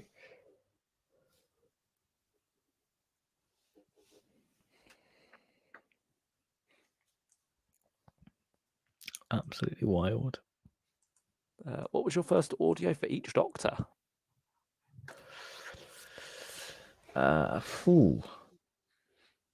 Blood Tide for 6. No. I think tried to go through Doctor by Doctor. First Doctor, I think, was Domain of the Void. For me, I think it must have been. I don't know actually. I want to say. What's that? Series Revelli Conspiracy. I want to say that, but I feel like that's a bit too late into me collecting. I feel like I must have got one before that. But yeah, I can't. Yeah, I can't think of any others. So perhaps it was Revelli Conspiracy. Second Doctor, the Yes Men. Yeah, I'd probably have to say that was mine too, unless I got a Companion Chronicle. Yeah, it must be Yes Men, because yeah. Oh no, I know. First Doctor must have been the Dark Planet from the Lost Stories, and Second Doctor must have been the Rose Mariners from the Lost Stories, because I forgot I got them. Oh yeah, Second Doctor was Lords of the Red Planet for me. Yeah, Lords of the Red Planet. Yeah, there's always one odd ranger you forget about, isn't there? Yeah. Third Doctor, Ghost in the Machine. Third Doctor V would have been the Volume 1 for the Adventures. Fourth Doctor, I would say, was Energy of the Daleks. King of Sontar for me. Fifth Doctor, like we mentioned earlier, Fifth Doctor box set. I don't know for Davo. No. Might have been Red Dawn. I think. Yeah.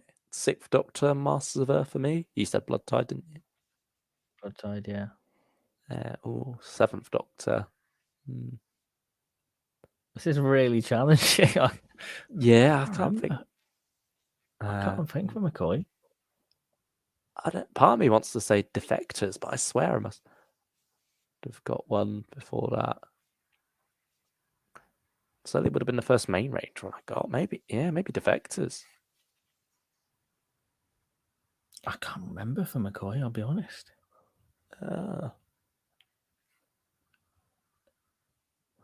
Genuinely don't know. Eighth Doctor, Dark Eyes 3 for me. Yeah, so weird. Like, no, you love it. That's weird. Eighth Doctor, I think. You were trying to encourage me to buy Among Us earlier. Without a God Among Us and Aliens Among Us.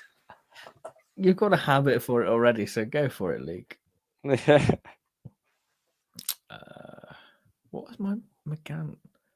I want to say Silver Turk, actually. I mean, this is when it gets easier now. War Doctor, Only the Monstrous. Ninth Doctor, Ravagers. 10th Doctor, Volume 1. 11th Doctor, I suppose, Companion Chronicles Volume 1 for you. Yeah. No, Generation Doctor Chronicle. Yeah, probably. And that would be same for 12th Doctor.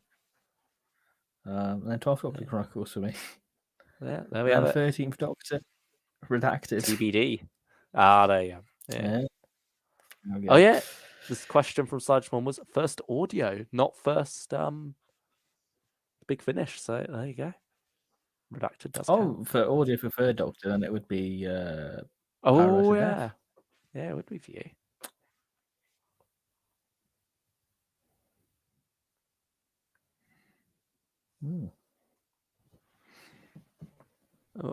Doctor Who TV says behave, Lukey. I'm worried what I did now at 10, 14. That's probably for you slagging off Power. Oh, was that what I did? Yeah. Yeah, that would have been about your hot take. Standish Runner just followed up with someone called a fire brigade. Luke's hot takes are burning the stream. At least people can burn their copies of the worst classic Cyberman story, The Invasion. He stabbed me through the heart there. Ben's cringing. He stabbed me in the process. You tit for doing that. What's in this fire? Bring me into your drama. I was here for a good time. Getting you caught in the crossfire, aren't I? I recently watched a recon of Dalek's Master Plan. It was very good. Makes me wish some of its episodes turn up. Episodes 1, 3, 4, 6, and 12 would be my pick, says Joe Bowers. I mean, do you think we're done with missing episode now? It's one of those funny things, isn't it? Because you can never 100% know that you're done. But I mean, it has been nearly 10 years, isn't it now? Over 10 years since the actual find. You think they're sitting on some for like next year? Not to stoke up the fire, but I mean, we know that some are definitely in the hands of private collectors. So it's just sort of the hopes that, we do get to them eventually. I mean, apparently the private collection, like people like the private collector themselves ended up passing away. And so a lot of the collection just ended up getting thrown on the older garbage heap.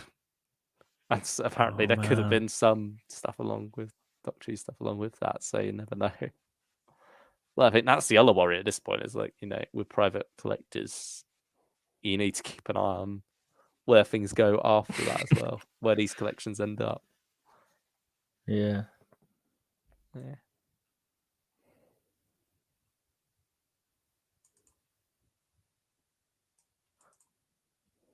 Dragonbug says, I'll give Moonbase 2 and the Invasion all a 10 out of 10. Very good stuff, in my opinion. Haven't seen the recon and swiping episodes of Will in Space yet, though. I feel like Wheel's probably the one regarded least, isn't it, out of Yeah, Trout and you're not Cyberman missing stories. anything. You're not missing anything from it. Yeah, they are some great stuff, particularly Moonbase and Invasion. Great stuff.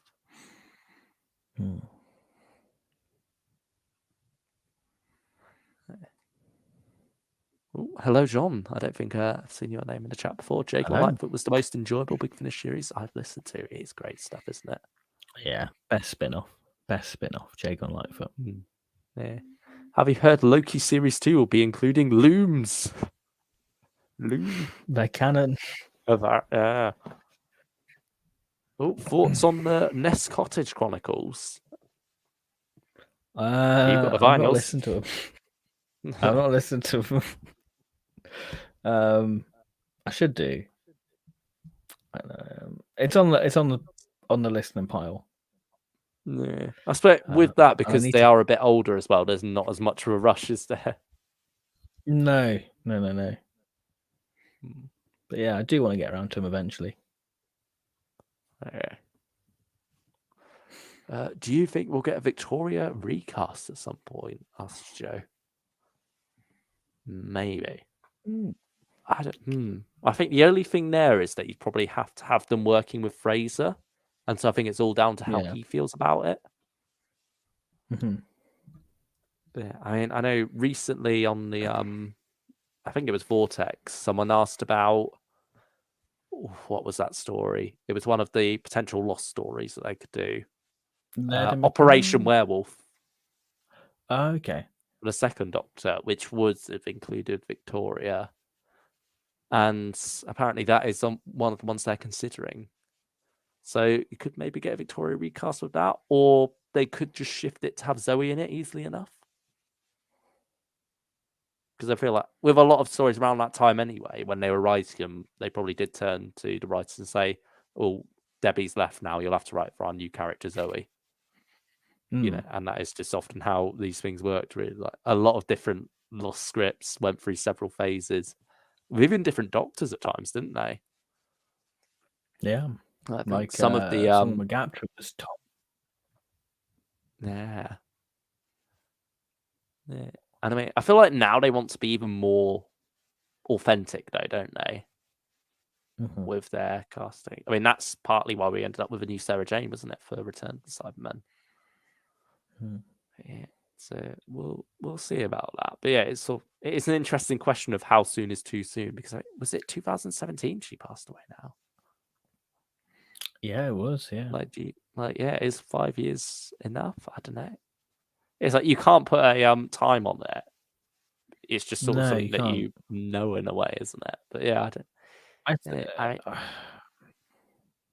If it happens, it happens. You know, if the right person comes in and we're like, right, okay. Like I would have never expected Katarina. Yeah, but then again, that's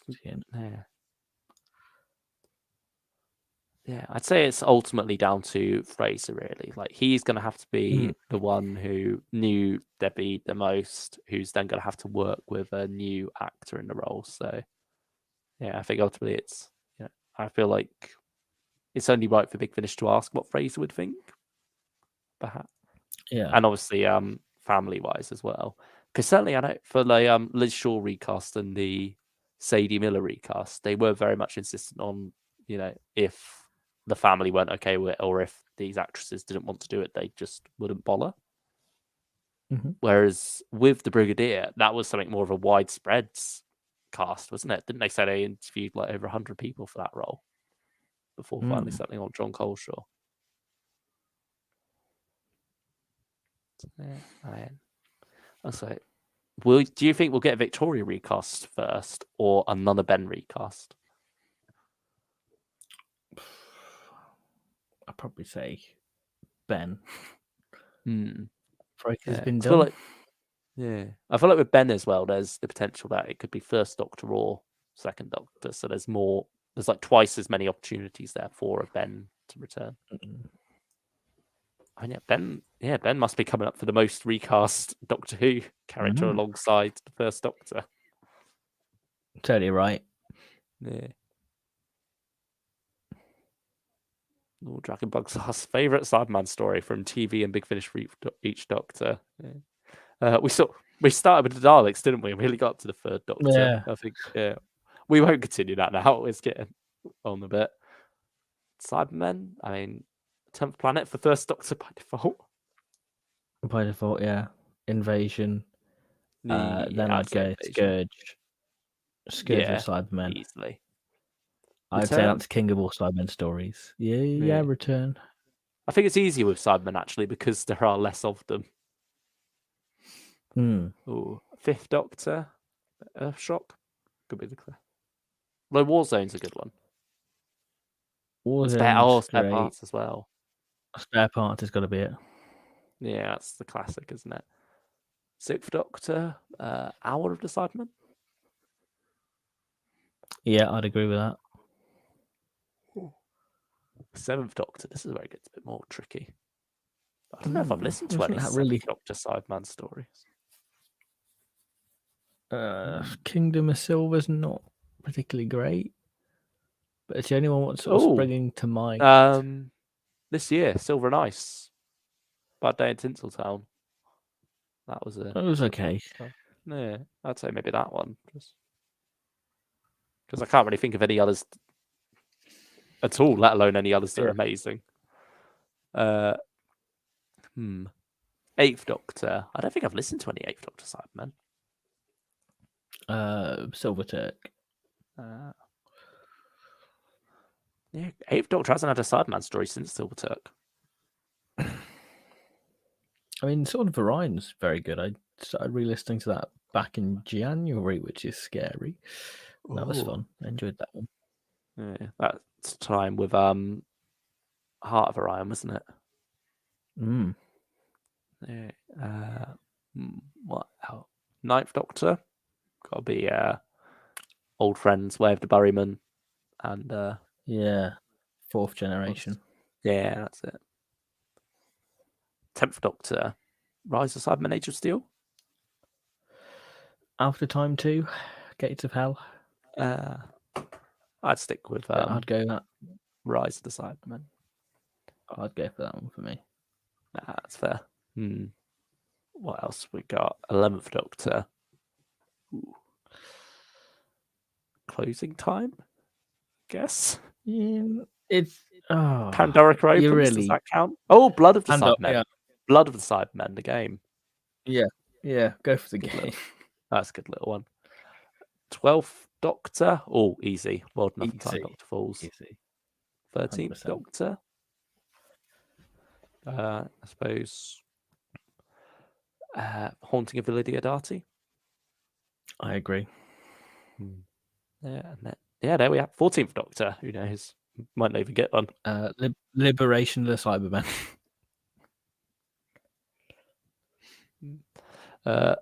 Stylish one asks, would you rather the current timeline or an alternative timeline where Pertwee did Big Finish, but it was only Third Doctor Adventures Volume 1 and then no more Third Doctor on Big Finish at all? So all you get is Prisoners of the Lake and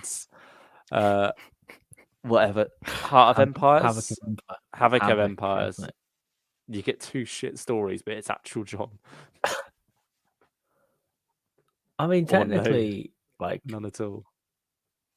I count Paradise of Death and Ghost of Endspace as like Big Finish Pertwee. So I'm like, I feel like we're all right in this timeline, to be fair. Yeah, that's true. So I'll stick with that. I'll stick with this timeline, even though it's a bit dodgy at this minute. It's a bit dodgy, this timeline. You never quite know what you're going to get. Yeah. Oh.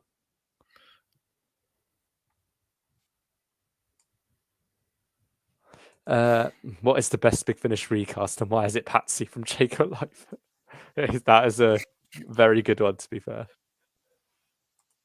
I've not even heard the story. I've just heard the trailer, but she does very much sound the part. You should float her, Gov.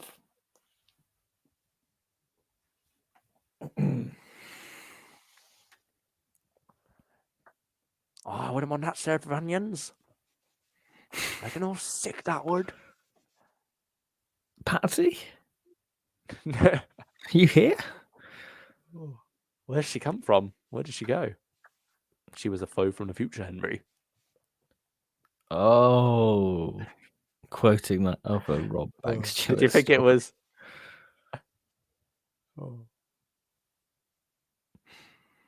Thoughts on every first Doctor recast and impression, including all companion chronicle impressions, and even Carol Ann Ford, Jean Marsh, and Maureen O'Brien.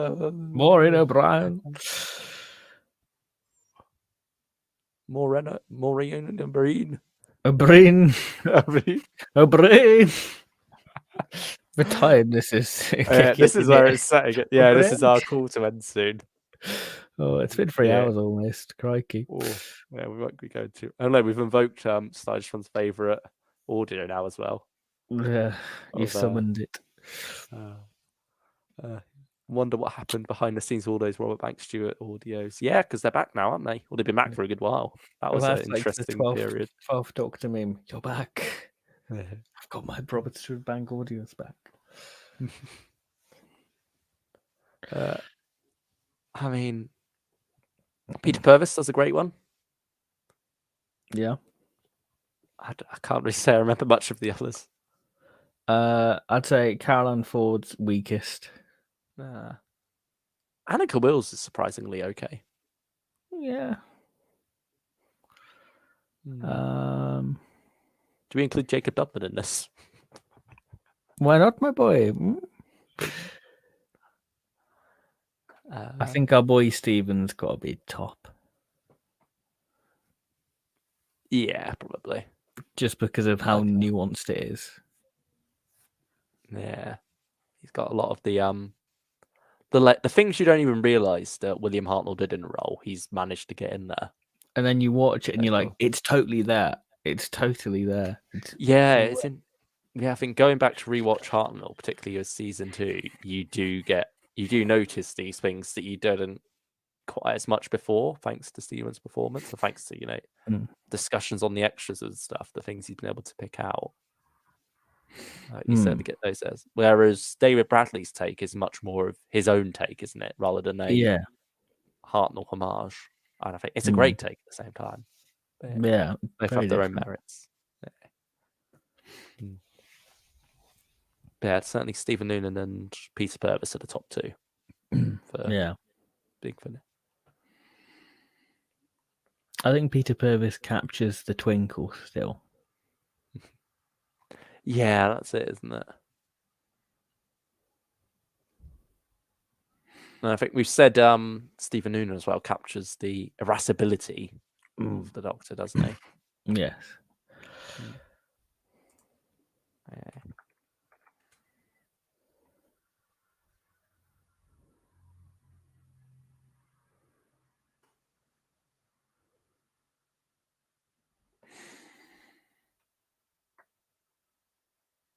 Why did the audio novels not get physical releases? Because they're chunky stories. Yeah, it'd just be too. I mean, you'd need like 6 or 7 discs per release, and it's just too much for Big Finish to justify. They'd be too expensive, and it wouldn't sell enough, I think, for it to be viable. So they're just online exclusive instead. I mean, Scourge of Assignment Part 3, that's an hour and a half. Yeah, you can't even get that onto a disc. No, you couldn't fit that on a disc. In the 12th Doctor one, Emancipation of the Daleks, that is what's it called? Like 2-hour episodes, isn't it? 2 hour and a half even. So you'll have a job fitting them on. Joe Bowers, I've noticed that the second and third Doctor Venture this year that Sergeant Benton is replaced with a different character, Sergeant Major Roach, played by Mark Elstop. I wonder if John Levine is done with Big Finish. But I don't think it's quite a replacement, is it? Because you often will get other Sergeant, like you had Sergeant Osgood in the Demons and such. You always have other unit personnel showing up at the odd times, but it has been a while since John Levine's done it, so hopefully he's still around. We know Richard Franklin's health hasn't been too great, but it does feel like something's been, like maybe they're the elements that's been missing from the Third Doctor Adventures at the moment. Or maybe he just doesn't get on with like the recasts. I mean, he did 3 with them. Yeah, I don't know. Maybe he just needed the paycheck. Yeah. Well, no, he did 2 actually. He wasn't in Primord. But yeah, certainly he did 2 volumes worth, so you never know. Oh, Sixth Doctor Adventures Set 2 this year has recorded dates up on the website. Oh, actually, I think they've been there a while, Set 2. But yeah, they haven't got them on Set 1, which is odd. Yeah. What comics would you like to get adapted by Big Finish? Our stylish one. Liberation of the Daleks. There we go. Can they do it? Can they do it? That'd be nice, wouldn't it? Favorite film?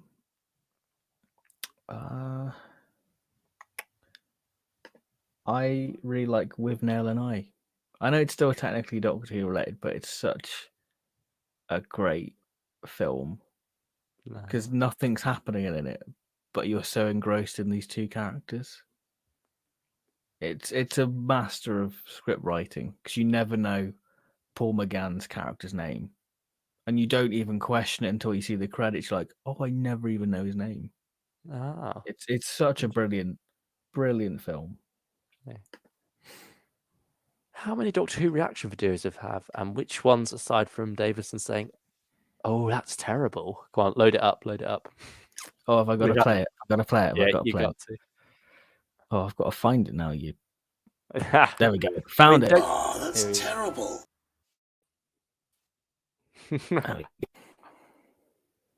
Was that your reaction to having to find it?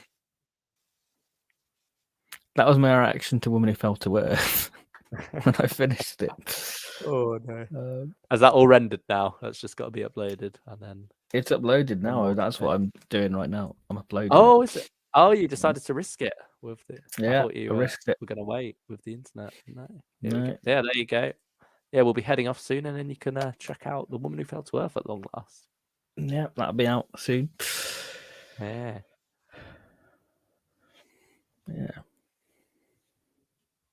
But yeah, how many of them do you have on there? You did have a trailer on there, didn't you? Like Ravagers or something, I think. Just loaded up from the old review ages ago. I have 40 Years of the Fifth Doctor. They're all Davison. Oh, really? I have this gem. Are you ready for this one? Let's go for it. Madam, what year is this? 2013. Oh, of course. We've got that. Yeah.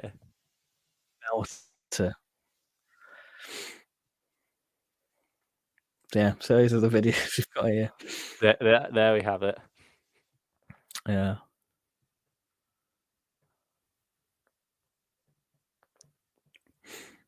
But yeah. Oh, Dragon Bugs. I recently listened to the Dalek Occupation of Winter and thought Peter Purvis sounded fantastic in the story.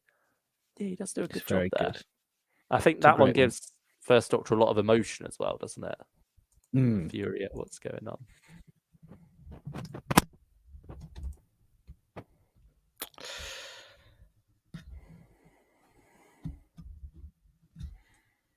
Most anticipated projects. What project are you excited for now? Regeneration's done. I don't. Can we say? Do we know? Do we even know which ones we're actually doing? I mean, we know we're doing a Seventh Doctor, some Seventh Doctor tier listing, aren't we?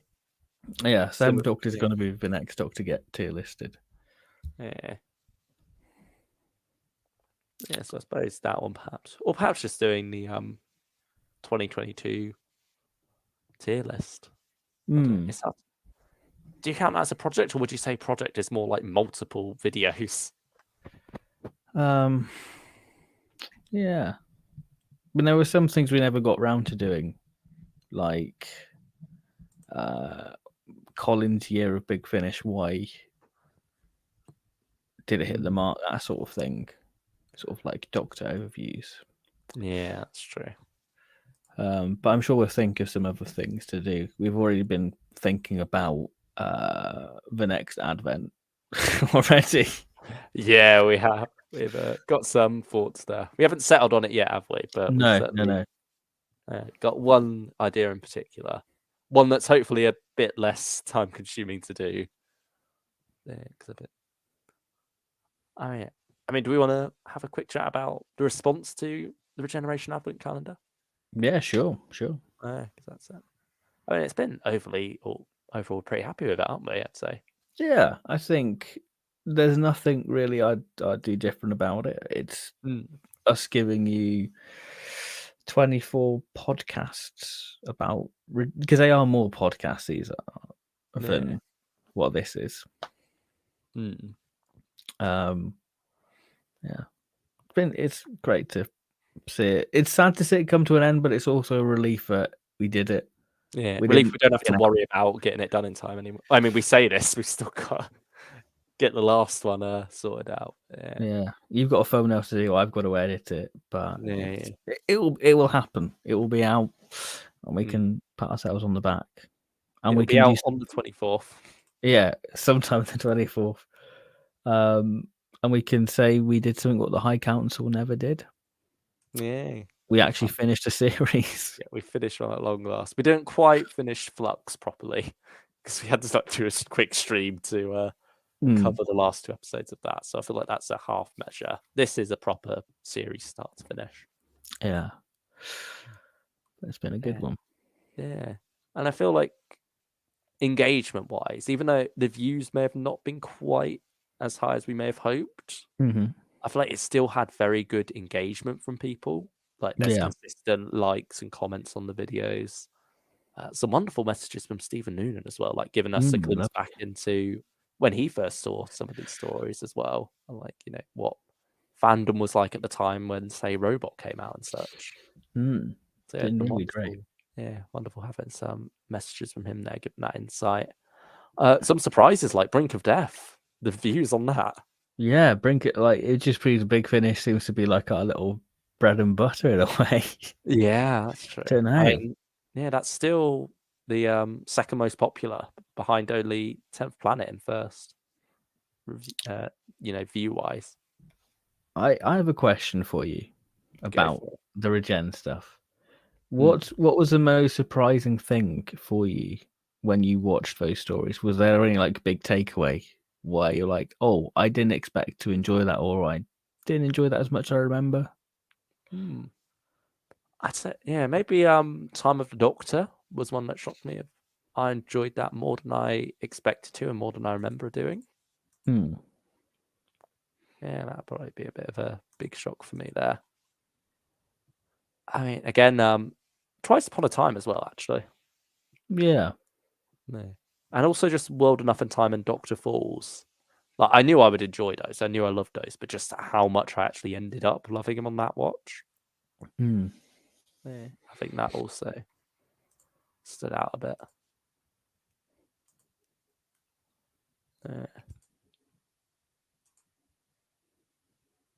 Yeah, how about you? I think Planet with Spiders for me.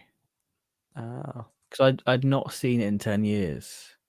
But it also felt new, but also familiar at the same time.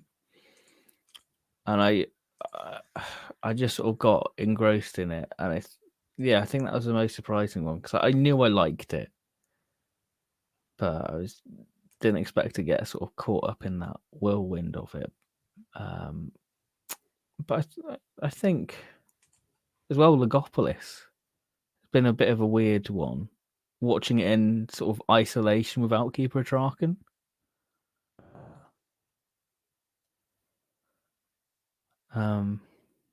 Because I think that was probably one of the most fun ones to record. Yeah, that was back summertime, wasn't it? I think probably around July, August. It was before you went on your holiday. Yeah, it was. And that was fun with us trying to realize what block transfer computation is. That's come back now in Torchwood. That was in the Lincolnshire Poacher. Ah.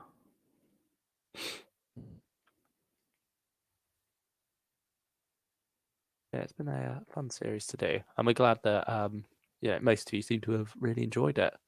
Yeah, Joe Bowers says really enjoying the advent calendar. Admittedly, I'm behind on them, but very enjoyable. Great work. Yeah, no worries about being behind. No, Like we it's know, all right. it's like an hour worth a day. Like it is understandable not to stick to that. We know people have lives, people have things to be getting around to. Yeah. So yeah, just watch them in your own time and thank you. We just for the appreciate it, support to be honest. Yeah, Just appreciate and it.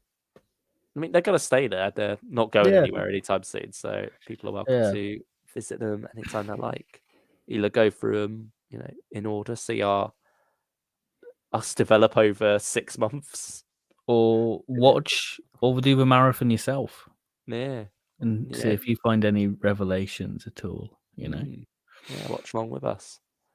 Yeah, not that you can quite can't manage war games and our review in the same day. That would be insane. Yeah, that'd be a long good day for you, but a lot of Doctor Who. Yeah, you'd have to put your whole month of December aside.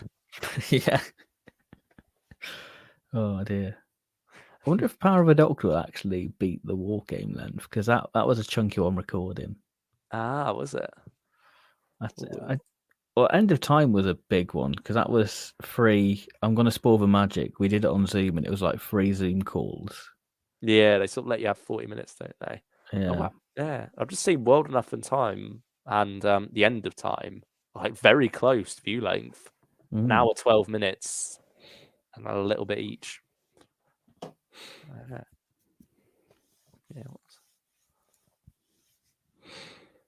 An hour 20 for War Games, so we'll see. Maybe that will top it. How long's Woman Who Fell to Earth came out at? 50 minutes. I mean, you'll see why when you watch it. There is one reason in particular. See, I watched it back, right? Obviously for editing it, but I think it's all fair. I like to think that it is. We'll let we'll let the viewers decide that. Yeah, we'll see. But no, it's been a good series, and it's all your idea. So yeah.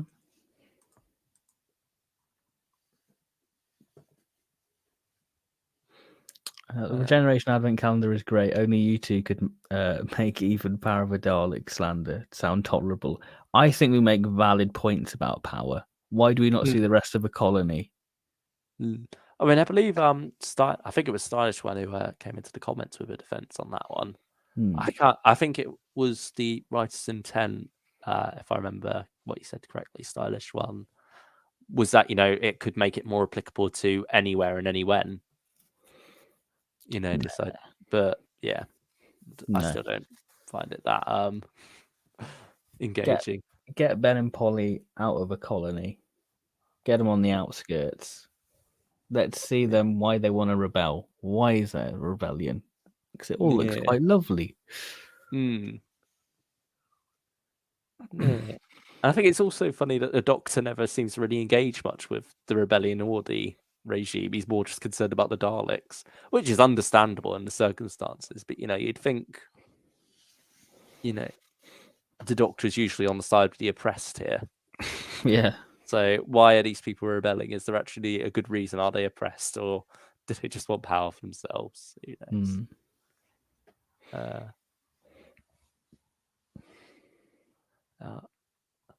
Dragon Bugs, I'm starting to get a bit tired, so I'm going to hop off for the night. See ya. Goodbye, Dragon Bugs. Thank you very much for joining us. Thank you very much indeed. And hopefully see you on the next one. Yeah. I mean, I can't quite remember what date we set for that, but yeah, sometime in the new year, we'll be getting back to you all with our 2nd of Jan. Might have been. Yeah. I mean, we've got quite a bit of time off, so we'll fit in somewhere. We'll definitely do it, but it'll be a grand opening for the year. Yeah. But yeah, I suppose. Should we be heading off now too? Yes, I think that's a good idea. I think there's one thing left to do. Go for it. We wish you a Merry Christmas. And a happy new year. And we'll be back shortly for Woman Who Fell to Earth. Past us, we'll be back. Yeah. Yeah. If you're sad to see us go, check out Woman Who Fell to Earth in a couple of minutes when that's uploaded, and you can get another 50 minutes of us talking, and then back again tomorrow for the final installment of the Regeneration Advent Calendar, The Power of the Doctor. So good stuff on the way there. And Yeah, it's not stopping. enjoy. Yeah, enjoy it. Yeah, that's all we can really say. Thank you for the lovely comments on the Regeneration Advent Calendar. It's been a labour of love.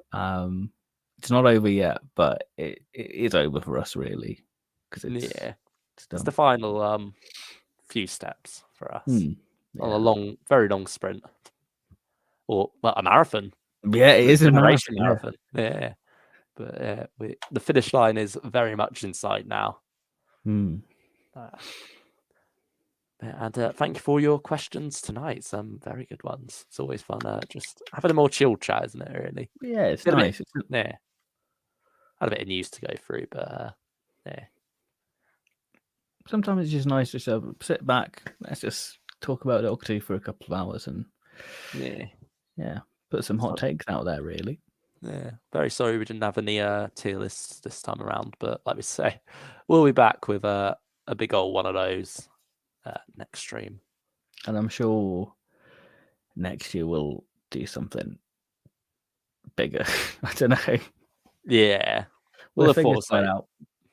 Yeah, I think as well, because of the Regeneration Advent Calendar this year, we didn't really have time to think much about this stream in particular. It was just, we want to stream again. We want to talk to you all in a more, back and forth way, rather than, just throwing our thoughts out there into the ether with a review that will come out in a couple of months and then get comments. Yeah. There we go. Thank you everyone for joining us. Have a Merry Christmas. Have a merriest of Christmases. Have a lot of food. Get some nice Doctor Who goodies. And hope that 2023 brings you all that you want, really. Yeah, take care of yourselves. Yeah. Don't get hungover. It's bad. Or do. Don't take our advice. Don't take our advice. We're just Doctor Who fans. Get merry. And be jolly. Be jolly. Be happy. Laugh hard. Run fast. And be kind. There we go. Thank you and Merry Christmas to Stylish One, Joe Bowers, Mr. Bonk Cactus, and Doctor Who TV, and all the rest of you, whether you've been commenting, lurking. We appreciate all your input and, putting up with us for 3 hours. Yeah, but for the whole year, really. Yeah, that's true. Especially December, if you've been going through the Regeneration Marathon, good on you. Yeah, but there we go. Thank you, everyone. We'll see you very soon. We'll see you in a couple of minutes, really. Yeah. When it fell to Earth. Is it all ready to just press the button and it's there? It's out. Literally, I've just got to put the thumbnail and we're good to go. Nah, there you have it. There we are.